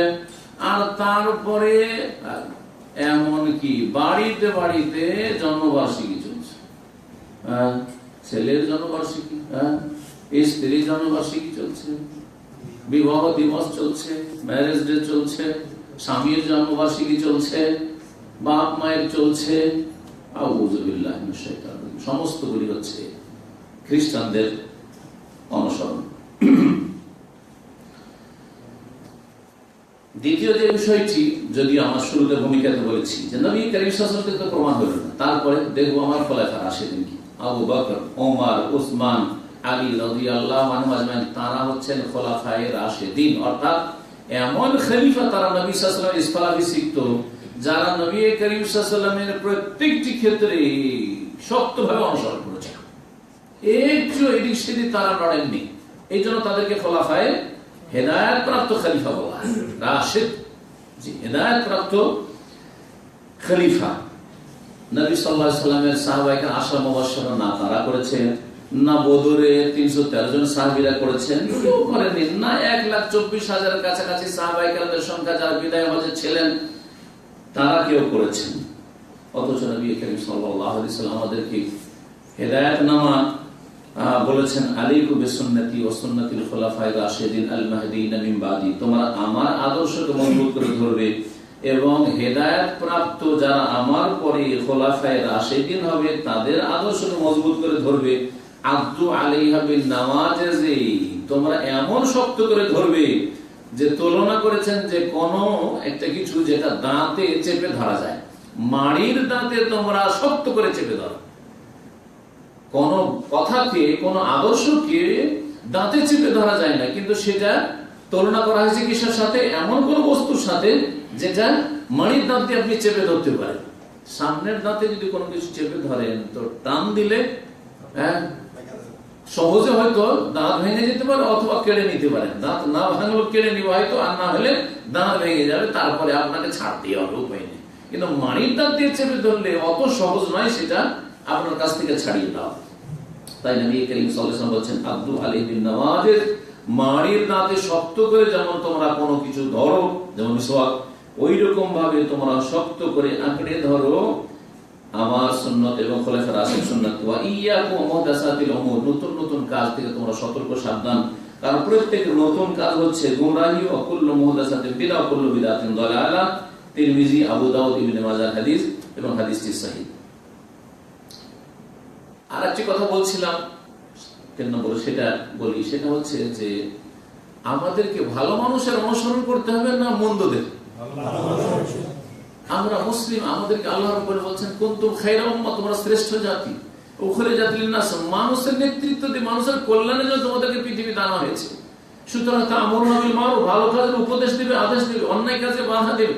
তাহলে আমরা ভালো মানুষ হব এবং ভালো মানুষের অনুকরণ করব, ভালোদের সৎকর্মশীল যারা নেক লোক, যাদেরকে সমাজে মনে করা হয় আকীদার ক্ষেত্রে, ইবাদতের ক্ষেত্রে, আখলাক চরিত্রের ক্ষেত্রে, তাদের অনুসরণ আমাদেরকে করতে হবে। কারণ আমাদেরকে সারা বিশ্বের মানবতার নেতৃত্ব দিতে আল্লাহ করে বলছেন, জি, তাদের কল্যাণকামী হইতে হবে, তাদের হিতাকাঙ্ক্ষী হইতে হবে, তাদেরকে ভালো রাস্তা দেখাইতে হবে। তাহলে যতক্ষণ পর্যন্ত আপনার আগে যারা আছে তারা ভালো না হবে, অর্থাৎ যাদের অনুসরণ করছেন তারা ভালো না হবে, তো আপনারা কি করে ভালো হবে? আপনাদেরকে ভালো হইতে হবে। আর আপনারা যাদেরকে আদর্শ মনে করছেন তারাই যদি ভালো না হয় তাহলে কি করে হবে? এই মিলাদুন নবীর যে প্রথা, সেটা অসৎ লোকদের কাছ থেকে এসেছে, কোন সৎ লোকদের কাছ থেকে আসেনি। যেমন বললাম, ফাইন্নাহু আউয়ালু মান আহদাসা আল-ইহতিফাল বিল মাওলিদ আল-ফাতিমিয়্যুন। এই প্রথম চালু করেছে ফাতেমি রাজার নাম, তারা নিজেদেরকে ফাতেমি বলত, কিন্তু তারা ছিল আসলে আর ওবাইদি। কিন্তু ওবাইদি বললে তো মানুষের আগ্রহ জন্মবে না, মানুষ সেটাকে সাদরে গ্রহণ করবে না। তখন নবী মুহাম্মদ রাসূলুল্লাহ সাল্লাল্লাহু আলাইহি ওয়াসাল্লামের প্রিয়তমা মেয়ে ফাতেমা রাদিয়াল্লাহু আনহার নাম ব্যবহার করলো তারা। এটা হচ্ছে ধর্ম ব্যবসা। ফাতেমার নামের রাজত্ব মিশরে কায়েম হয়েছে, তাই না? ফাতেমি হুকুমত কায়েম হয়েছে, তাহলে মানুষ সাদরে গ্রহণ করে নিল। যদিও তারা ইসলামের দুশমন, তারা আসলে ছিল ইহুদি, মুনাফিক কপট, এর ইসলাম গ্রহণ করেছে আর দোহাই দিচ্ছে নবী বংশের কথা। তো মানুষের তো নবী বংশের সাথে একটা মহব্বত অবশ্যই আছে। সুতরাং এই রাস্তা দিয়ে তারা কি করলো, মানুষের জনপ্রিয়তা লাভের চেষ্টা করলো এবং মানুষের উপর নেতৃত্ব দেওয়ার জন্য একটা সুবিধা খুঁজলো, যার ফলে তারা নিজেদেরকে বলতো যে আমরা ফাতেমি শাসক, অথচ ফাতেমা রাদিয়াল্লাহু তাআলা আনহার সাথে বা আলী রাদিয়াল্লাহু তাআলা আনহুর সাথে বংশের দিক থেকে কোনো সম্পর্ক নেই, বরং এ ছিল উবাইদুল্লাহ ইবনে মামুন আল-কাদ্দার বংশ, যে আসল ইহুদি ছিল। তাই বলছেন গবেষক আলমারা যে ওহুম ফিল হাকিকাতি মিনাল ইহুদ, এরা ছিল ইহুদি। ওয়াকিল আর কেউ কেউ বলেছেন যে মিনাল মাজুস, এরা অগ্নি পূজক ছিল। কারণ এই যে শিয়া জাতি, রাফেজি জাতিটা যে পয়দা হয়েছে, এইটাতে এই দুটো মিক্সচার আছে, ইহুদি এবং অগ্নি পূজকদের মিক্সচারের সংমিশ্রণে এই ভ্রান্ত আকীদার অনুসারীরা পয়দা হয়েছে। ইরান বা পারস্য দেশ, এটা ছিল অগ্নি পূজকদের দেশ। তো অগ্নি পূজকদের একটা প্রভাব আছে এই ধর্মের উপরে, এই আকীদাগুলির উপর। আর আব্দুল্লাহ ইবনে সাবা ইহুদি যে এমন দেশের ছিল, সে নবী পরিবারের দোহাই দিয়ে দিয়ে নতুন নতুন এই যে শিরকি কুফরি আকীদাগুলি শিয়াদের রয়েছে, এবং ইমামে মাসুম নিষ্পাপ ইমামের যে আকীদা রয়েছে, আলী রাদিয়াল্লাহু তাআলার মধ্যে খোদাই উলুহিয়াতের ক্ষমতা রয়েছে, এই সব কুফরি আকীদার প্রচার প্রসার ঘটিয়েছিল সাহাবায়ে কেরামের জামানাতেই। জি, এই জন্য এই শিয়া ধর্মটি হচ্ছে মজুসি অগ্নি পূজকদের আর ইহুদিদের ভ্রান্ত আকীদার সংমিশ্রণ। এদের প্রথম ব্যক্তি ছিল মুইজুদ্দৌলা বা আল মুইজ লিদিনিল্লাহ। আমাদের দেশের মানুষরা ওকে মুইজুদ্দৌলা বলে জানে, কারণ এই আদ-দাওলা বলে নামগুলি আমাদের দেশের নবাবদের অনেকের ছিল। ভারত বা বাংলাদেশের যারা নবাব ছিল ইংরেজ আমলে বা তার আগে মোগল আমলে, তারা এই নামগুলি ব্যবহার করত। তো এই মুইজ লিদিনিল্লাহ ছিল মরক্কো থেকে বেরিয়েছিল।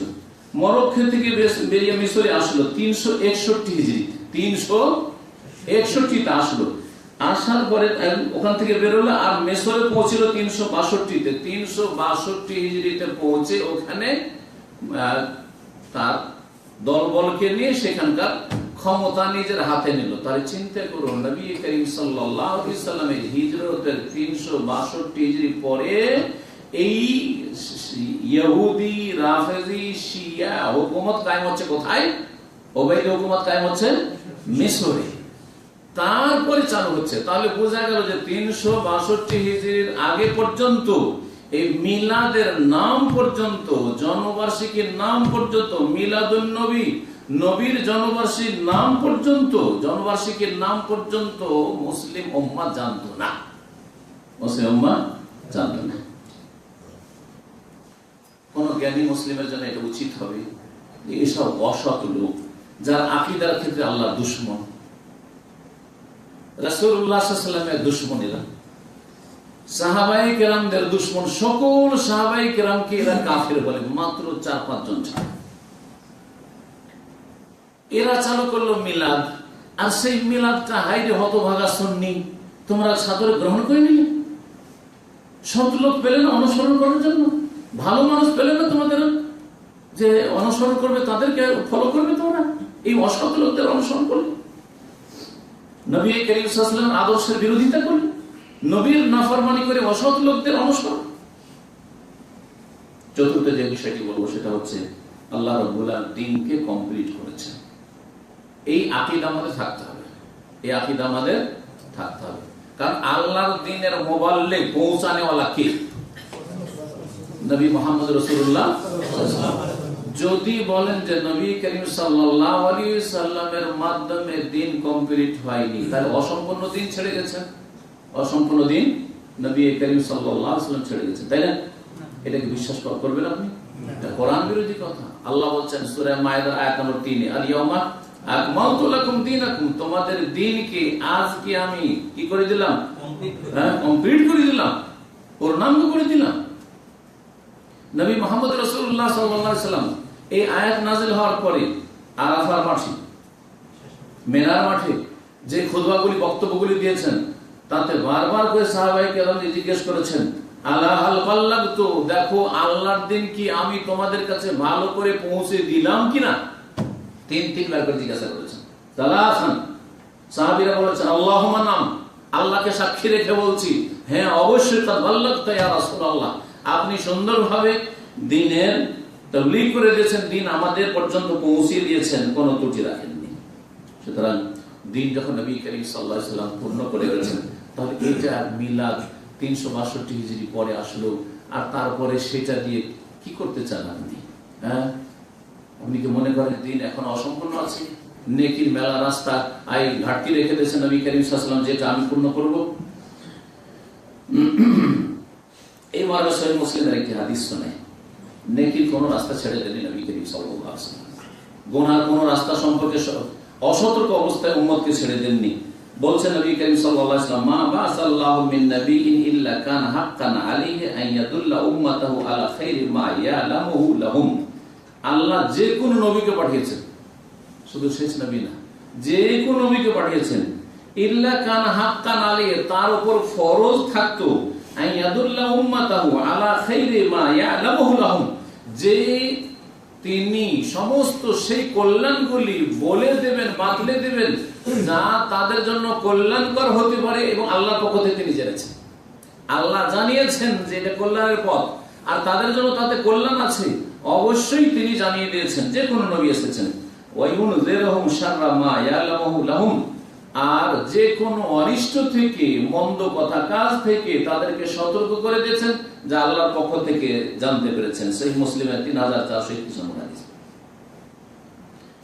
এই মিলাদ যদি আমরা করতে থাকি, তার মানে আমরা মনে করলাম যে নবী মুহাম্মদ সাল্লাল্লাহু আলাইহি ওয়াসাল্লাম এর মাধ্যমে আল্লাহ দ্বীনকে কমপ্লিট করেননি।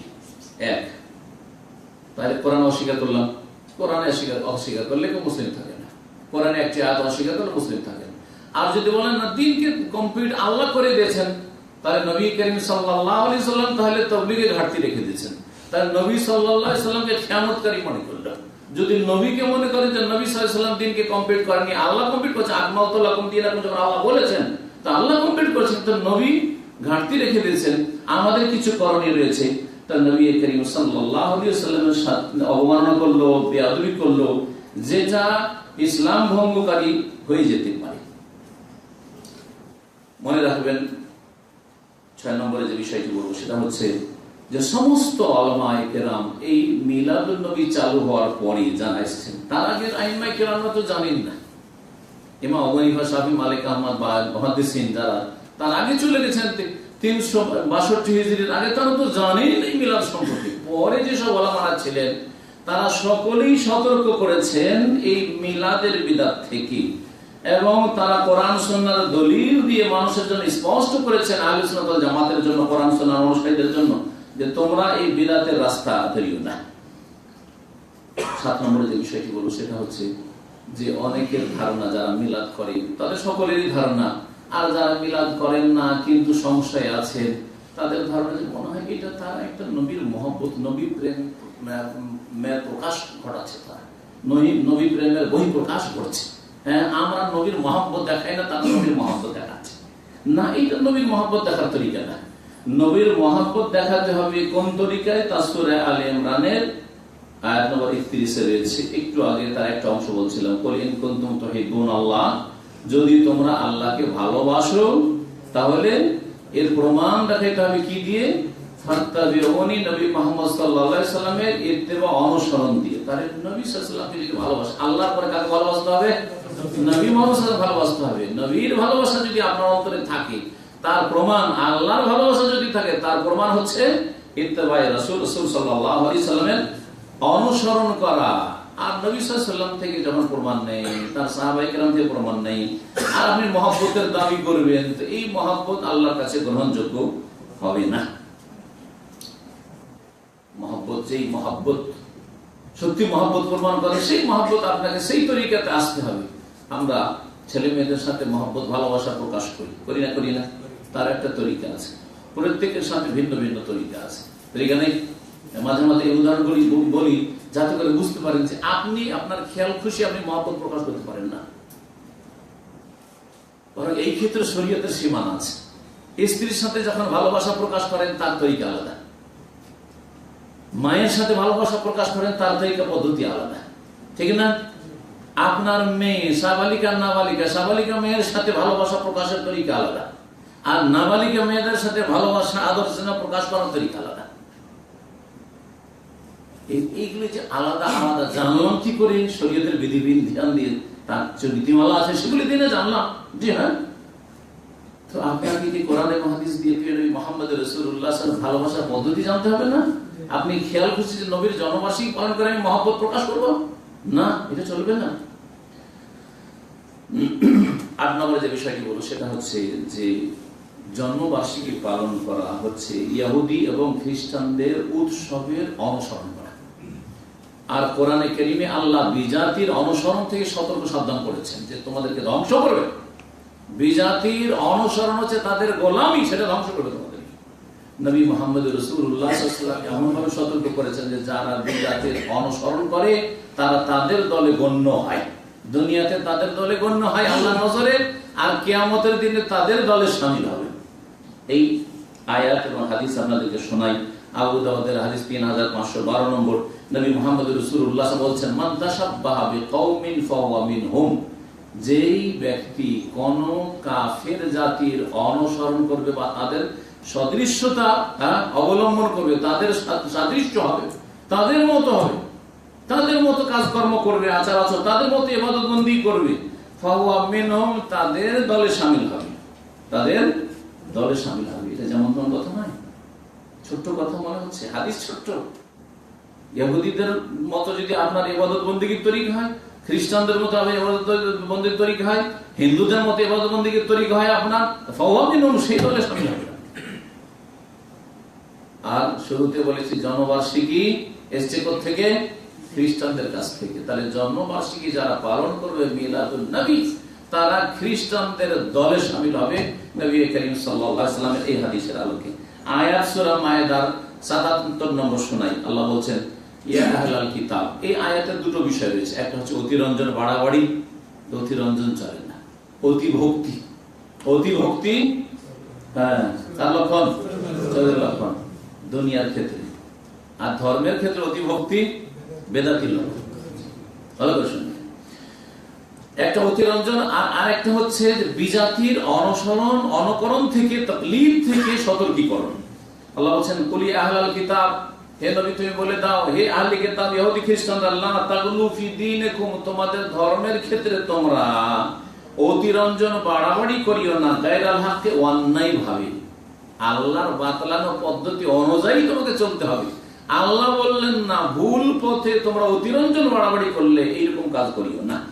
ওয়ালা তাত্তাবিউ আহওয়া কওমিন, আর তোমরা অনুসরণ করিও না এমন বিজাতির কুপ্রবৃত্তির, বিজাতির রচিত ধর্মের, তাদের রচিত মানুষের তৈরি করা কাফেরদের অনুসরণ করিও না। কাদাল্লু মিন ক্বাবল, যারা ইতিপূর্বে পথভ্রষ্ট হয়ে গেছে, আল্লাহ তাদেরকে পথভ্রষ্ট বলে আখ্যায়িত করেন। দলিল বলেছেন খ্রিস্টানদেরকে, মাগজুব আলিম, আল্লাহর গজব নেমে এসেছে ইহুদিদেরকে বলেছেন, ওয়ালা তাত্তাবিউ আহওয়া কওমিন, এমন জাতির তোমরা অনুসরণ করিও না যেই জাতি এর পূর্বে পথভ্রষ্ট হয়ে গেছে নিজেরা, ওয়া আদাল্লু কাসীরা, আর বহু জনকে পথভ্রষ্ট করেছে, ওয়া দাল্লু আন সাওয়াইস সাবিল, আর সরল পথ থেকে তারা বিচ্যুত হয়েছে, গোমরাহ পথভ্রষ্ট হয়েছে, তাদের অনুসরণ করিও না। আল্লাহ তাআলা সতর্ক করেছেন, ওয়ালা তাত্তাবিউ আহওয়া কওমিন, এমন বিজাতি কাফেরদের অনুসরণ, খেয়াল খুশির অনুসরণ করিও না। কুপ্রবৃত্তির অনুসরণ করিও না, তাদের মন গাড়ো ধর্মের অনুসরণ করিও না, তাদের বিকৃত ধর্মের অনুসরণ করিও না। যেখানে তোমাদের কাছে সুরক্ষিত কিতাব কোরআন কারীম মজুদ রয়েছে, নবী করিম সাল্লাল্লাহু আলাইহি ওয়াসাল্লামের সুন্নাহ মজুদ রয়েছে। 9 নম্বরে যে বিষয়টি বলবো সেটা হচ্ছে যে 12 রবিউল আউয়াল নবী করিম সাল্লাল্লাহু আলাইহি ওয়াসাল্লামের ইন্তেকালের দিন। এটা সহিহ সূত্রে প্রমাণিত। 12 রবিউল আউয়ালে নবী কি হয়েছে? ওয়াফাত হয়েছে, ইন্তেকাল হয়েছে, নবী করিম সাল্লাল্লাহু আলাইহি ওয়াসাল্লামের তিরোধান হয়েছে। 12 রবিউল আউয়াল নবী সাল্লাল্লাহু আলাইহি ওয়াসাল্লামের জন্ম, এই নিয়ে সন্দেহ রয়েছে, অনেকগুলি মত রয়েছে। কেউ বলেছেন রবিউল আউয়াল মাসে, তো 9 রবিউল আউয়ালে, যেমন রাহিকুল মাখতুম বাংলায় আছে, ইংলিশ আছে, বিভিন্ন ভাষায় আছে, আরবি থেকে বিভিন্ন ভাষায় অনুবাদ হয়েছে, যেটা সবচেয়ে ভালো এবং আপনাদের জন্য লব্ধ, হাতের নাগালে পাবেন, এটি বাংলাদেশেও পাবেন, এখানেও পাবেন। রাহিকুল মাখতুম, তাতে 9 রবিউল আউয়ালকে অথেন্টিক বলা হয়েছে এবং সেটা গবেষণামূলক কিতাব। সেটা 9 রবিউল আউয়ালে নবী করিম সাল্লাল্লাহু আলাইহি ওয়াসাল্লামের কি বলা হয়েছে?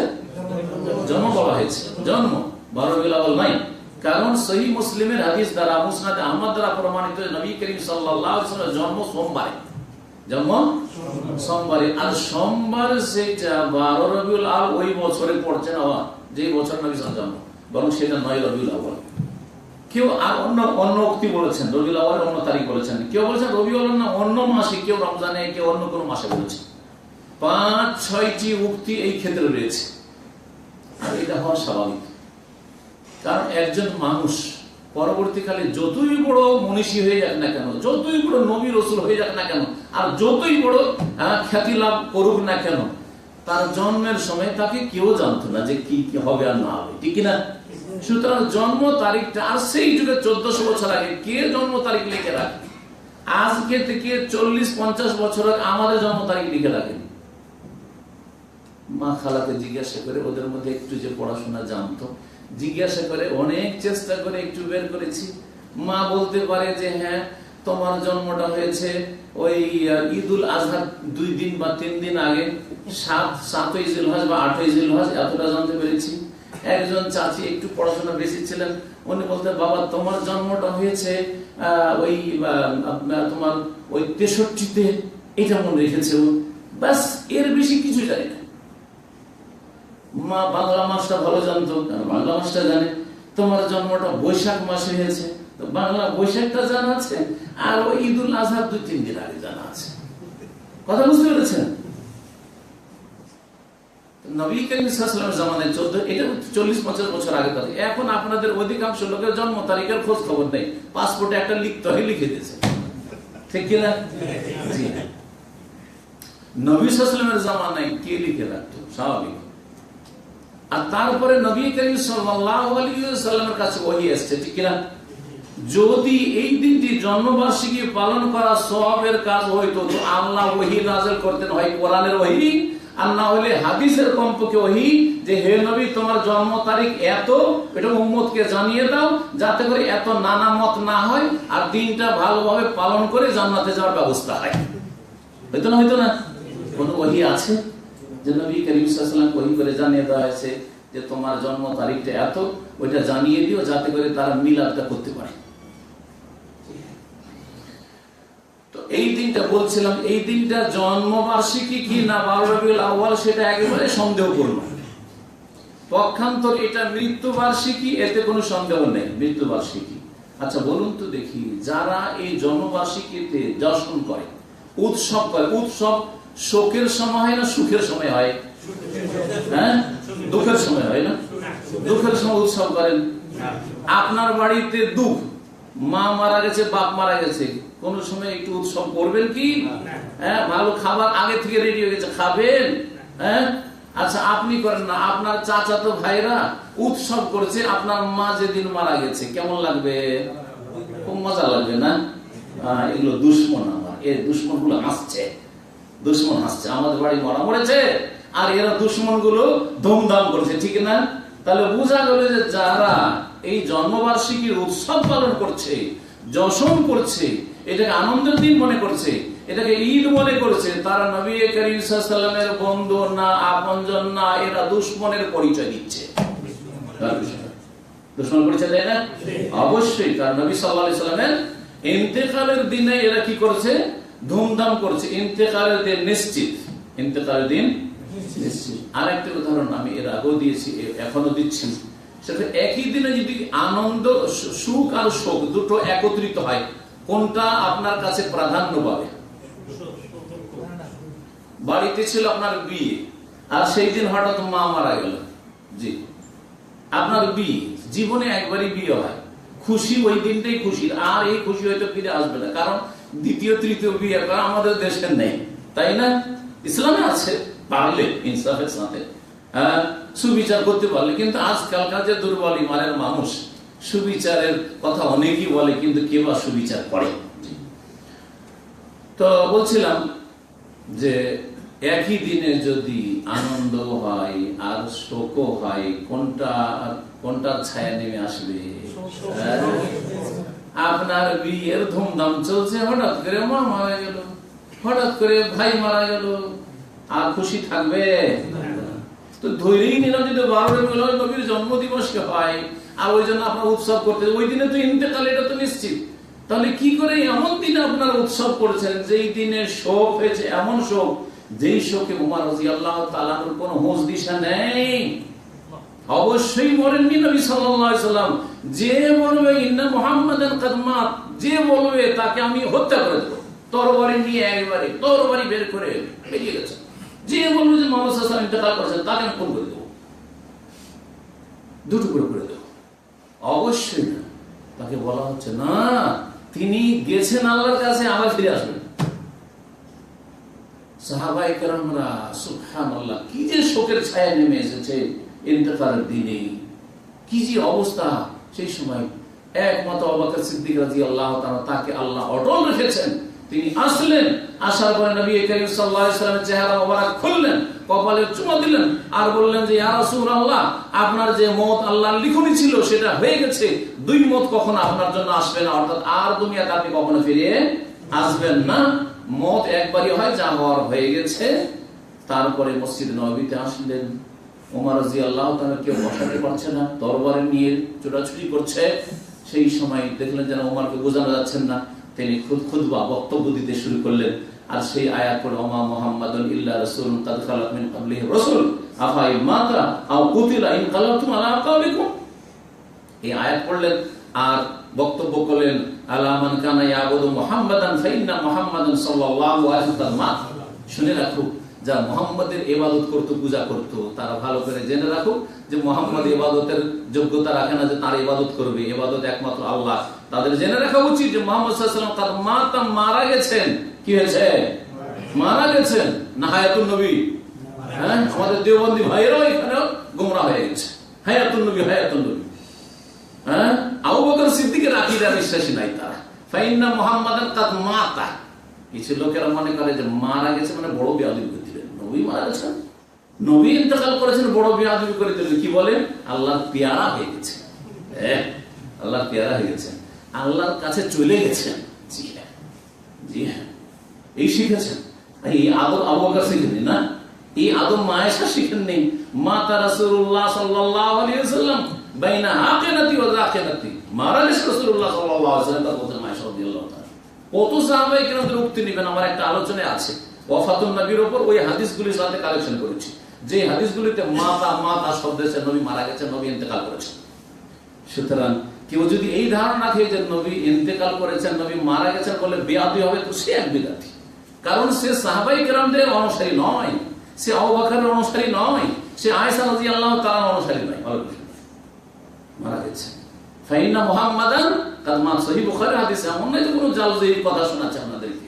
সহিহ বুখারীতে খুতবা রয়েছে আবু বকর সিদ্দিক রাদিয়াল্লাহু তাআলা, মুহাম্মদ সাল্লাল্লাহু আলাইহি ওয়াসাল্লাম মারা গেছেন শুনে নাও, সুতরাং মুহাম্মদ সাল্লাল্লাহু আলাইহি ওয়াসাল্লাম ইবাদতের যোগ্যতা রাখেন না, তার ইবাদত করলে চলবে না, তাকে সিজদা করলে চলবে না, তিনি কিছু দিতে পারেন না, দুনিয়া থেকে চলে গেছেন। ফাইন্না মুহাম্মাদ কাদ মাত।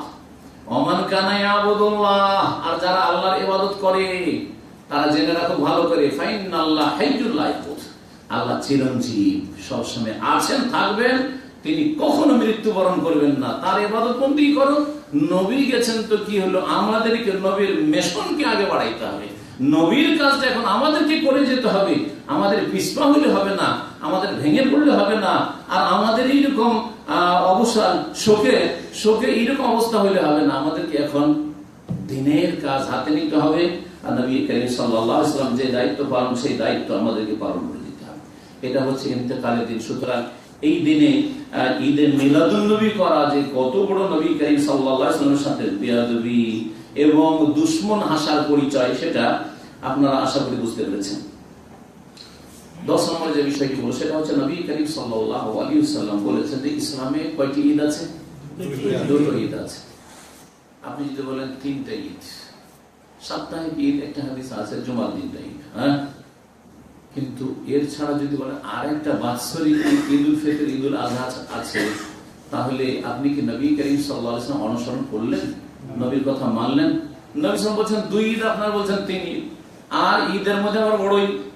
হাদিস শোনায় আপনাদেরকে, আনাস রাদিয়াল্লাহু তাআলা আনহু থেকে বর্ণিত হাদিস, আবু দাউদ নাসাঈতে রয়েছে, হাদিসটি সহিহ। কাদিমা রাসূলুল্লাহ সাল্লাল্লাহু আলাইহি ওয়াসাল্লাম আল-মদিনা, মদিনায় আসলেন রাসূলুল্লাহ সাল্লাল্লাহু আলাইহি ওয়াসাল্লাম।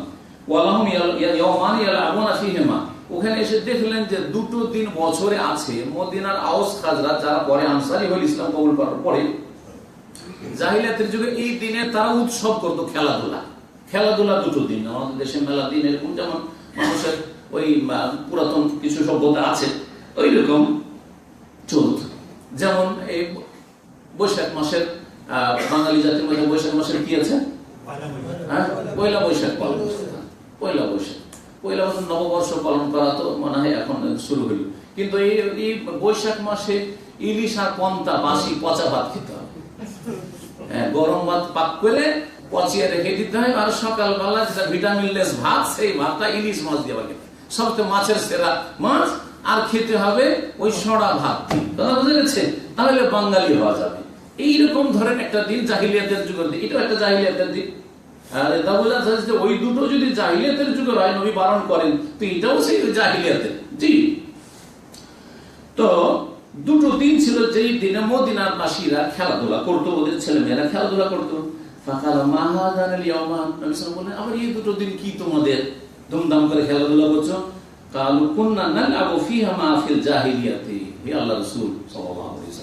আমরা জাহিলিয়াতের যুগ থেকে এই দুটো দিনে খেলাধুলা করি, একটু আনন্দ ফুর্তি করি, খুশি করি। রাসূলুল্লাহ সাল্লাল্লাহু আলাইহি ওয়াসাল্লাম নবী এই কথা বললেন না যে এগুলো তোমাদের পার্থিব বিষয়, অসুবিধা নাই, এগুলো তোমাদের সংস্কৃতি, অসুবিধা নেই এতে, এগুলি তোমাদের কি হচ্ছে ট্রেডিশন, অসুবিধা নেই, প্রথা অসুবিধা নেই, এটা তোমাদের দুনিয়াবী বিষয়, কোনো অসুবিধা নয়। এর সাথে ইসলামের কি আছে? ইসলাম আলাদা, ঈদ উল ফিতর, ঈদ উল আযহা করো, আর ওগুলো তোমাদের দুনিয়াদারি করবো, ওইটা তোমাদের জাতীয় কিছু কাজ সেগুলি করো। যেমন আজকালকার লোকেরা বলছে না, আমরা বাঙালি জাতি হিসেবে পয়লা বৈশাখ করছি, আর মুসলিম হিসেবে ঈদ উল ফিতর, ঈদ উল আযহা করছি, ঠিক না? এই যুক্তি চলবে? এই যুক্তি চলবে না। এই যুক্তি চলে নবী সাল্লাল্লাহু আলাইহি ওয়াসাল্লাম এই কথা বলতেন না যে উত্তম বিকল্প আল্লাহ দিয়েছেন, এগুলি ছাড়ো। বলছেন ফাকাল রাসূলুল্লাহ সাল্লাল্লাহু আলাইহি ওয়াসাল্লাম বললেন, ইন্নাল্লাহ কাদ আবদালাকুম বিহা খায়রাম মিনহুমা, নিশ্চয় আল্লাহ রাব্বুল আলামিন এই দুটোর বিনিময়ে এর চাইতে উত্তম বিকল্প দিয়েছেন। খায়রাম মিনহুমা, এর চাইতে উত্তম বিকল্প দিয়েছেন। উত্তম বিকল্প আসার পরে যে যার বিকল্প সেটা তো রাখবেন নাকি? বিকল্প মানে কি? মানে ও নেই, হ্যাঁ, আমি নেই ধরেন, আর আমার এখানে আলোচনা ছিল, হ্যাঁ, তখন না আমার বিকল্প, আর আমি আছি, আমার বিকল্প কিসে? না দূরে চলবে? যার বিকল্প সেও থাকবে, আর যে বিকল্প সেও থাকবে, নাকি একটা থাকবে। তাহলে বোঝা গেল যে নবী যখন বলছেন আল্লাহ তোমাদেরকে দুটো, এই দুটোর বদলে দুটো উত্তম বিকল্প দিয়েছেন, তাহলে বোঝা গেল যে দুটো উত্তম বিকল্প থাকবে, আর আগের দুটো বাতিল হবে, ক্যান্সেল হবে। বুঝা গেছে? সুতরাং ঈদ উল ফিতর, ঈদ উল আযহা থাকবে, আর এই বৈশাখী মেলা বাতিল হবে। ভালো করে শুনে রাখেন, এই দুটো উত্তম বিকল্প কি? ইয়াউমুল আযহা, ঈদ উল আযহা, কুরবানির ঈদ, ওয়া ইয়াউমুল ফিতর, আর ঈদ উল ফিতরের দিন। এই দুটো দিন তোমাদের খুশির দিন, ঈদের দিন, উৎসবের দিন। দুটো ঈদ বললেন নবী করিম সাল্লাল্লাহু আলাইহি ওয়াসাল্লাম। আর 362 হিজরির পরে কি হইল? 3 ঈদ শুরু হলো। এখন 362 পরের ধর্ম 3 ঈদ, আর তার আগের ধর্ম হচ্ছে 2 ঈদ। তার আগের ধর্মের যুগে নবী সাল্লাল্লাহু আলাইহি ওয়াসাল্লাম ছিলেন, তার সাহাবারা ছিলেন, তাবেঈনরা ছিলেন, চার ইমাম আবু হানিফা, শাফি, মালিক, আহমদ ছিলেন। আইম্মায়ে মুহাদ্দিসিন সবাই ছিলেন, ইমাম বুখারী, মুসলিম, সমস্ত আইম্মায়ে কেরামরা ছিলেন। তাদের একটা দিন হচ্ছে 2 ঈদ আলা, আর পরেরটা হচ্ছে 3 ঈদ। এখন কোন ধর্মটা আপনারা নেবেন? আমার প্রশ্ন বুঝতে পারলেন? 1400 বছরের মধ্যে 362 হিজরি পর্যন্ত ওই যুগটা যে ছিল, ওই যুগে নবী সাল্লাল্লাহু আলাইহি ওয়াসাল্লাম চলে গেছেন, সাহাবারা চলে গেছেন, তাবেঈনরা চলে গেছেন, আবু হানিফা, শাফি, মালিক, আহমদ, মুহাদ্দিসিন কেরাম সবাই চলে গেছে। এখন তাদের যুগে কয়টা ঈদ ছিল? 2টা ঈদ ছিল। কারণ সেই যুগে মিলাদ চালুই হয়নি, ওই শিয়াদের রাজত্বই কায়েম হয়নি, তো চালু হবে কি করে? চালুই হয়নি। তাহলে 2 ঈদ ওয়ালা ধর্ম আগেরটা নেবেন না 3 ঈদ ওয়ালা ধর্ম যেটা পরে শুরু হয়েছে সেটা নেবেন? এখন বিচার আপনাদের জন্য ছেড়ে দিলাম। আল্লাহ যেন আপনাদেরকে সঠিক সিদ্ধান্ত নেওয়ার তৌফিক দান করেন। 11 নম্বরে যে বিষয়টি বলবো সেটা হচ্ছে যে কখনো ধোঁকা খাবেন না, প্রতারিত হবেন না মেজরিটি দেখে, সংখ্যাগরিষ্ঠ দেখে। আরে দেশে সবাই ধুমধাম করে, সারা বিশ্বের সমস্ত মুসলিম দেশে ছুটি হচ্ছে, আর এরা সৌদি আরবে কয়টা লোক কি বলে? হ্যাঁ, এইটা হকপন্থীদের দলিল নয়, এটা বাতিলপন্থীদের দলিল। কারণ যুগে যুগে বাতিলপন্থীদের মেজরিটি থাকবে, তারা সংখ্যাগরিষ্ঠ থাকবে, তাদের সংখ্যা বেশি থাকবে। জাহান্নামীদের সংখ্যা বেশি না জান্নাতীর সংখ্যা বেশি? ভালো মানুষের সংখ্যা বেশি না খারাপ মানুষের সংখ্যা বেশি? ঠিক ওই রকম সুন্নাতের অনুসারীদের সংখ্যা কম হবে, আর শিরক বিদআত ভক্তদের সংখ্যা বেশি হবে। জি, কখনো ধোঁকা খাবেন না। তাহলে নিতে হবে কোত্থেকে? মাপকাঠি হচ্ছে দলিল, কোরআন এবং সুন্নাহ থেকে নিতে হবে। আল্লাহ রাব্বুল আলামিন কোরআনে কারীমে মেজরিটির নিন্দা করেছেন, জি, সংখ্যাগরিষ্ঠতার নিন্দা করেছেন। কখনো প্রশংসা করেনি যে দল ভারী হয়েছে, বড় কাজ হয়েছে, কখনো প্রশংসা করেনি। দুটি আয়াতে মর্মে শোনাই। সূরা আনআমের আয়াত নম্বর 116, মহান আল্লাহ ইরশাদ করেছেন, ওয়াইন তুতি আকসার মান ফিল আরদি ইউদিল্লুকা আন সাবিলিল্লাহ। হে নবী, তুমি যদি পৃথিবীর অধিকাংশ লোকের আনুগত্য করো, পৃথিবীর অধিকাংশ লোকের মেজরিটির যদি কথা মানো, ইউদিল্লুকা আন সাবিলিল্লাহ, তাহলে আল্লাহর রাস্তা থেকে তোমাকে পথভ্রষ্ট করে নিয়ে যাবে। অধিকাংশ লোকের মিলাদ যদি মানেন তাহলে হেদায়েত পাবেন না গোমরাহ হবেন? গোমরাহ হবেন। শুনে রাখেন, এখানে আরেকটি কথা মনে পড়লো। এই বছরে বাংলাদেশের এক পত্রিকা, ভারতের প্রচার মাধ্যম, পাকিস্তানের বেদাতি প্রচার মাধ্যম, সমস্ত বেদাতি প্রচার মাধ্যম, বেদাতি প্রচার মাধ্যম আর না হলে কাফেরদের বিজাতি প্রচার মাধ্যম, বিদাতি আর না হলে বিজাতি, বিদাতি আর না হলে বিজাতি, এই 2 জাতির প্রচার মাধ্যমে প্রচার করেছে যে সৌদি আরবে এই বছরে 12 রবিউল আউয়ালের ছুটি ঘোষণা করা হচ্ছে। আলহামদুলিল্লাহ, আজকে 12 রবিউল আউয়াল শেষ হয়ে চলে গেছে। আমার ছেলে মেয়েরা 8 জন লেখাপড়া করে, 8 জন লেখাপড়া করে, সকলের মাদ্রাসা থেকে শুরু করে ক্লাস 2, 3 থেকে শুরু করে ইউনিভার্সিটি লেভেল পর্যন্ত, মদিনা ইউনিভার্সিটিতে আছে, দামাম ইউনিভার্সিটিতে আছে, আমার আত্মীয় আল ইমাম রিয়াজ ইউনিভার্সিটিতে আছে, সবার ক্লাস চলতে আছে। আর সমস্ত অফিস আদালত খোলা আছে, আমাদের ইসলামিক সেন্টার খোলা আছে। তারপরে দেখছেন বিদাতিদের মিথ্যা প্রচার প্রসার, যে এইবারে ছুটি, এরা চাই কি? তাহলে চিন্তা করেন, সৌদি আরবকেও গোমরাহ করতে চায়। সৌদি আরব কোন রকম করে টেনে যদি আমাদের দলে নিয়ে আসতে পারি, আর না বলে রাজি না তোমাদের উপর, যতক্ষণ পর্যন্ত নবীর সুন্নতের পালন, ততক্ষণ সৌদি আরবের অসন্তুষ্ট তারা, যার ফলে ভিতরের দুশ্মনীগুলি মাঝে মাঝে প্রকাশ পাচ্ছে। এরা ভালো করলেও খারাপ লাগে, ভালো করলেও খারাপ লাগে, সব কথাই খারাপ লাগে। জি হ্যাঁ, এই হচ্ছে বিদাতীদের অবস্থা।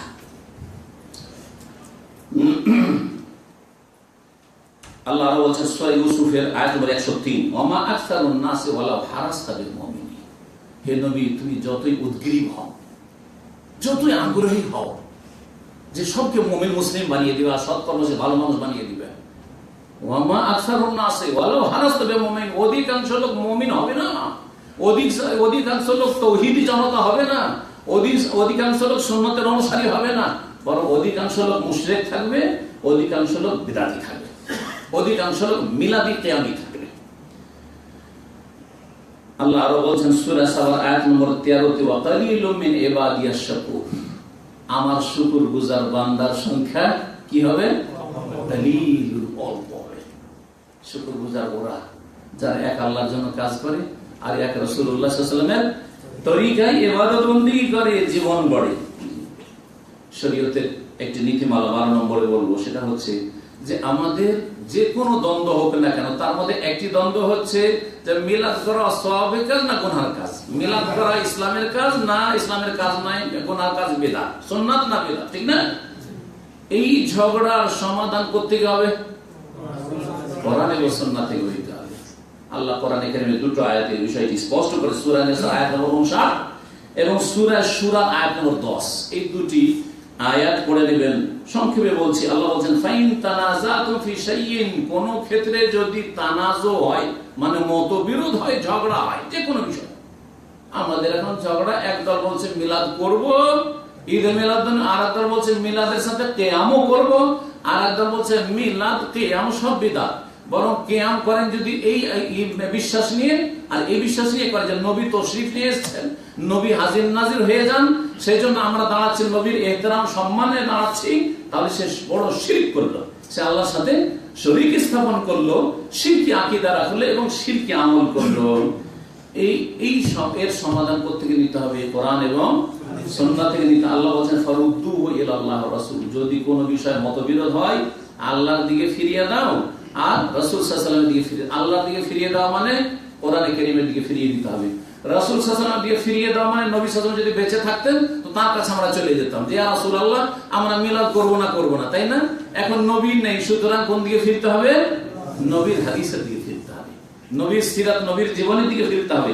দেখা যাচ্ছে নবী সাল্লাল্লাহু আলাইহি ওয়াসাল্লাম যারা জিন্দেগিতে কখনো জন্মবার্ষিকী কারো পালন করেন, নিজেরও করেননি, নিজের স্ত্রীদের করেননি, নিজের ছেলে মেয়েদের কারো করেননি, না মৃত্যুবার্ষিকী পালন। আসলে ইসলামে কারো বার্ষিকী পালন করা নেই, কোন অস্তিত্ব নেই। ভালো করে শুনে, কোন বার্ষিকী পালন করা নেই, না খুশির দিবস, না বিজয় দিবস, আর এই দিবস আর সেই দিবস, মৃত্যু দিবস, জন্ম দিবস, এগুলো সবগুলি বিজাতিদের থেকে নেওয়া। হ্যাঁ, বিজাতিদের থেকে। যখন গণতন্ত্র তাদের কাছ থেকে নিয়ে ইসলামের লেভেল লাগিয়ে দিতে পারেন একটা ইসলামপন্থীরা, তাহলে আমার বিজয় দিবস, এই দিবস, সেই দিবস, ফুল দিবস, মা দিবস, বাপ দিবস নিতে অসুবিধা কি? সব কাফের থেকে নাও, সব কাফের থেকে নাও। যদি নবীর সুন্নতের অতীব অনুসারী হন তো নবী করিম সাল্লাল্লাহু আলাইহি ওয়াসাল্লামের জন্ম কি বারে হয়েছে? সোমবার, নিঃসন্দেহে, তাই না? কারণ সহিহ মুসলিমের হাদিস, নবী সাল্লাল্লাহু আলাইহি ওয়াসাল্লাম বলছেন যে এই সোমবারে আমার কি হয়েছে? জন্ম হয়েছে। নবী সোমবার কি করতেন? সোমবারে রোজা। বছরে সোমবার কয়টা আসে? বছরে হ্যাঁ কাছাকাছি 52, কাছাকাছি 52 ধরেন। তাহলে সোমবার করে যদি রোজা রাখেন তাহলে আপনি সুন্নাত আমল করলেন, আর 52টি কাছাকাছি 50-এর বেশি আপনার কি হয়ে গেল? রোজার ইবাদত হয়ে গেল। হলো কি হলো না? নবীর অনুসরণ হইল। সেখানে আপনি না না না না এই কাজ জীবনে করবেন না। আপনি কি করবেন? বছরে একদিন, সেটা সোমবার পড়ুক আর অন্য বার পড়ুক, হ্যাঁ, আপনি কি করবেন? মিলাদুন্নবী জন্মবার্ষিকী পালন করবেন। যেটা ইসলামে নেই সেটা করবেন, যেটা ইসলামে আছে সেটা করবেন না। সহিহ মুসলিমের হাদিস 1977 নম্বর হাদিস, নবী করিম সাল্লাল্লাহু আলাইহি ওয়াসাল্লাম জিজ্ঞাসা করা হয় সুইলা আন সাওমি ইয়াউমিল ইসনাইন, সোমবার রোজা সম্পর্কে জিজ্ঞাসা করা হয়, তখন বলেন যাকা ইয়াউমুন ওয়ালিদতু ফিহি, এই সোমবারের দিনে আমার জন্ম হয়েছে, ওয়া ইয়াউম বুইস্তু, আর এই সোমবারের দিনটা এমন দিন যেই দিনে আমি নবুয়ত পেয়েছি, রিসালাত পেয়েছি, আও উনজিলা আলাইয়া ফি, অথবা বলেছে আমার উপর কোরআন প্রথম নাযিল হয়েছে। সুতরাং এই দিনে আমি আল্লাহর শুকরানা কি করছি? রোজা রাখছি। রোজা রাখলে রোজার দিন উৎসব হয় না। রোজার দিন কি হয় না? উৎসব। তার নবী সাল্লাল্লাহু আলাইহি ওয়াসাল্লাম এই জন্মের সোমবারের দিনে উৎসব করেন, কি করেছেন? রোজা রেখেছেন। ঈদের দিনে রোজা রাখা হারাম কিনা? ঈদুল ফিতর, ঈদুল আযহা রোজা রাখা হারাম। তাহলে বোঝা গেল যে নবী সাল্লাল্লাহু আলাইহি ওয়াসাল্লামের জন্মদিনকে ঈদ বলা নাজায়েজ কাজ। এই দিনে নবী সাল্লাল্লাহু আলাইহি ওয়াসাল্লাম ঈদ করেন, বলেন রোজা রেখেছেন। আর রোজা হচ্ছে এমন দিনের বৈশিষ্ট্য যেদিন ঈদ হইতে পারে না। সুতরাং ঈদে মিলাদুন নবীর নাম একটি জঘন্য বিদআত। নবী করিম সাল্লাল্লাহু আলাইহি ওয়াসাল্লামের জন্মবার্ষিকী পালন করা বিদআত হওয়ার সাথে সাথে এতে এত অতিরঞ্জন হয়, বাড়াবাড়ি হয়, যে বড় বড় শিরক পর্যন্ত হয়। বড় বড় শিরকি নাত শরীফ পড়ে। কি বলে আমাদের লোকেরা? নাত মানে বুঝেন? নাত শরীফ মানে কি? সাধারণ গজল নয়, নবী সাল্লাল্লাহু আলাইহি ওয়াসাল্লামের গুণগান প্রশংসা বিশিষ্ট কি গজল, জি হ্যাঁ কবিতা, ইসলামিক গান, সাধারণ গান না। নবীর গুণাগুণ যাতে বর্ণনা করা হয়েছে, গুণ বর্ণনা করতে করতে আল্লাহর গুণগুলি নবীকে দিয়ে দেয়, এইরকম বড় শিরক করে। অথচ নবী করিম সাল্লাল্লাহু আলাইহি ওয়াসাল্লাম কঠোরভাবে সতর্ক সাবধান করেছে সাহাবায়ে কেরামদেরকে, উম্মতকে, যে আমার ব্যাপারে তোমরা বাড়াবাড়ি করিও না। পূর্বের লোকেরা বাড়াবাড়ির কারণে ধ্বংস হয়েছে। লা তুতরুনি, কি হাদিস রয়েছে সহিহ মুসলিমে, আমার সম্পর্কে প্রশংসা করতে গিয়ে অতিরঞ্জন করিও না। কাম আতরাতিন নাসারা ঈসা ইবনে মারইয়াম, যেমন খ্রিস্টানরা মারইয়াম পুত্র ঈসা সম্পর্কে বাড়াবাড়ি করেছে। কি বাড়াবাড়ি করেছে? হ্যাঁ কি বাড়াবাড়ি করেছে? ঈসা আলাইহিস সালাম আল্লাহর বান্দা ছিলেন আর রাসূল ছিলেন। বান্দাকে কি করে দিল? ছেলে বানিয়ে দিল। সন অফ গড বানিয়ে দিল। স্লেভ অফ গড কে, গোলামকে কি বানিয়ে দিল? সন অফ গড, আল্লাহর পুত্র বানিয়ে দিল, আল্লাহর সন্তান বানিয়ে দিল। ফাইন্নামা আনা আবদুন, আমি হচ্ছে একজন গোলাম আল্লাহ। সুতরাং ফাকুলু, তোমরা কি বলবে? মুহাম্মাদুন আবদুল্লাহ ওয়া রাসূলুহু, আশহাদু আল্লা ইলাহা ইল্লাল্লাহ ওয়া আশহাদু আন্না মুহাম্মাদান আবদুহু ওয়া রাসূলুহু। বাড়াবাড়ি করিও না। নবী করিম সাল্লাল্লাহু আলাইহি ওয়াসাল্লামের সম্পর্কে বাড়াবাড়ি করতে গিয়ে এদের শের শায়রিতে এমন কথা আছে, নবীর দরবারে গেলে কেউ খালি হাতে ফিরে আসে না, না চেয়েও পাওয়া যায়। এই জন্য মদিনায় এসে নবীর কাছে দরখাস্ত করে, নবীর কাছে দরখাস্ত করে। এক হুজুর আসছে, বিদাতি হুজুর, আর আসার পরে নবী বলছে, ইয়া রাসূলুল্লাহ, মক্কা থেকে খুব ক্ষুধার্ত হয়ে এসেছি, আর খুব ক্ষুধার্ত আছি, আর কোথায় যাব, কি খাবো, আপনার মেহমান হয়েছে, এখন কি খাওয়াবেন না খাবেন আপনি বুঝেন। এই বলে মসজিদে নবীতে ঘুমিয়ে গেল। যেমনই ঘুমিয়ে গেল তখন নবী সাল্লাল্লাহু আলাইহি ওয়াসাল্লাম রুটি নিয়ে চলে আসে, বিশাল আফগানি রুটি নিয়ে চলে আসে। বলছেন যে ওই ঘুমের অবস্থায় অর্ধেক রুটি খাওয়া গেছে, তারপরে ঘুম ভেঙে গেছে। তো যদি স্বপ্ন হয়, এরকম হতে পারে স্বপ্ন, কিন্তু স্বপ্ন ঘুম ভাঙার সাথে সাথে রুটিও কি হয়ে যাবে? হারিয়ে যাবে না। এর রুটি হারায়নি, কারণ নবী যে রুটি দিতে এসেছেন আর নবীর কাছে যে চেয়েছে, সুতরাং বলছে যে আধখান রুটি তো আমি ঘুমের অবস্থায় খেয়েছি, আর বাকি রুটি জাগনে কে বাদ বাইনে খাই। জাগ্রত অবস্থায় অর্ধেক রুটি, বাকি রুটি হাতি মে হ্যায়, বাকি রুটি জেগে গেছে, তারপর হাতে ধরা আছে। এই শিরকি কিচ্ছা কাহিনী কোন কিতাবে আছে জানেন? বেরেলভিদের কিতাবে নয়, রেজভিদের কিতাবে নয়, কবর মাজার পূজারীদের কিতাবে নয়, বরং যারা মাজারের বিরুদ্ধেও বলে, আবার মাজার ইনডাইরেক্টে যেতেও বলে যে নবীর মাজারে রুটি পাওয়া যায়, যেও ওখানে। তারা জানিয়েছে কিতাবের নাম জানা আছে? জানা আছে কি নাম? হ্যাঁ, ফাজাইল আমলে আছে। ফাজাইল আমলে একেবারে জাগ্রত রুটি পাওয়া যায়। এখন এই কিচ্ছা পড়ে মদিনায় রুটি চাইবেন আপনি? কেন হোটেলে বিল দিতে যাবে? রুজ বুখারী, ইয়া রাসূলুল্লাহ, আপনার মেহমান হয়েছি, এখন কি খাওয়াবেন আপনি বুঝেন? ফার্ম খাওয়াবেন না, আপনি বিরিয়ানি খাওয়াবেন না, বাংলাদেশি হোটেলের খাওয়াবেন, আপনি বুঝেন, তাই না? শিরকের দাওয়াত নাই, ডাইরেক্ট চোরা রাস্তা, এগুলি শিরকের চোরা রাস্তা। ঠিক, আল্লাহ যেন হেদায়েত দান করেন এদেরকে, এবং এই সব কিতাব থেকে মুসলিম জাতিকে যেন মুক্ত হওয়ার তৌফিক দান করেন, যে কিতাবগুলো অনেক মানুষকে ধ্বংস করেছে। এছাড়া এতে নারী পুরুষ একাকার হয়ে যায়। এই মিলাদুন নবীর নামে নারী পুরুষ একাকার, ঢোল ঢাক আর কত রকমের যে হারাম নাজায়েজ কাজ হয়ে থাকে। সুতরাং আল্লাহকে ভয় করুন, কোরআন সুন্নাহর দিকে ফিরে আসুন, দলিল প্রমাণের দিকে ফিরে আসুন, তাওহীদকে আঁকড়ে ধরুন, নবীর আদর্শকে সুন্নাহকে আঁকড়ে ধরুন। লাকাদ কানা লাকুম ফি রাসূলিল্লাহি উসওয়াতুন হাসানা, নিঃসন্দেহে তোমাদের জন্য রাসূলুল্লাহ সাল্লাল্লাহু আলাইহি ওয়াসাল্লামের মধ্যেই রয়েছে উত্তম আদর্শ। আর বিনা দলিলে কোনো কাজ করবেন না, যাতে করে ক্ষতিগ্রস্ত না হইতে হয়। আল্লাহ যেন আমাদের হক বোঝার তৌফিক দান করেন এবং হক মোতাবেক আমল করার তৌফিক দান করেন। রব্বানা আতিনা ফিদ দুনিয়া হাসানা ওয়া ফিল আখিরাতি হাসানা ওয়া কিনা আযাবান নার। রব্বানা যালামনা আনফুসানা ওয়া ইল্লাম তাগফির লানা ওয়া তারহামনা লানাকুনান্না মিনাল খাসিরিন। রব্বানা তাকাব্বাল মিন্না ইন্নাকা আনতাস সামিউল আলিম ওয়া তুব আলাইনা ইন্নাকা আনতাত তাওয়াবুর রহিম। সুবহানা রাব্বিকা রাব্বিল ইজ্জাতি আম্মা ইয়াসিফুন ওয়া সালামুন আলাল মুরসালিন ওয়া আলহামদুলিল্লাহি রাব্বিল আলামিন। আজকে আপনাদের জন্য ওনার মেয়ে আমেরিকাতে আছে।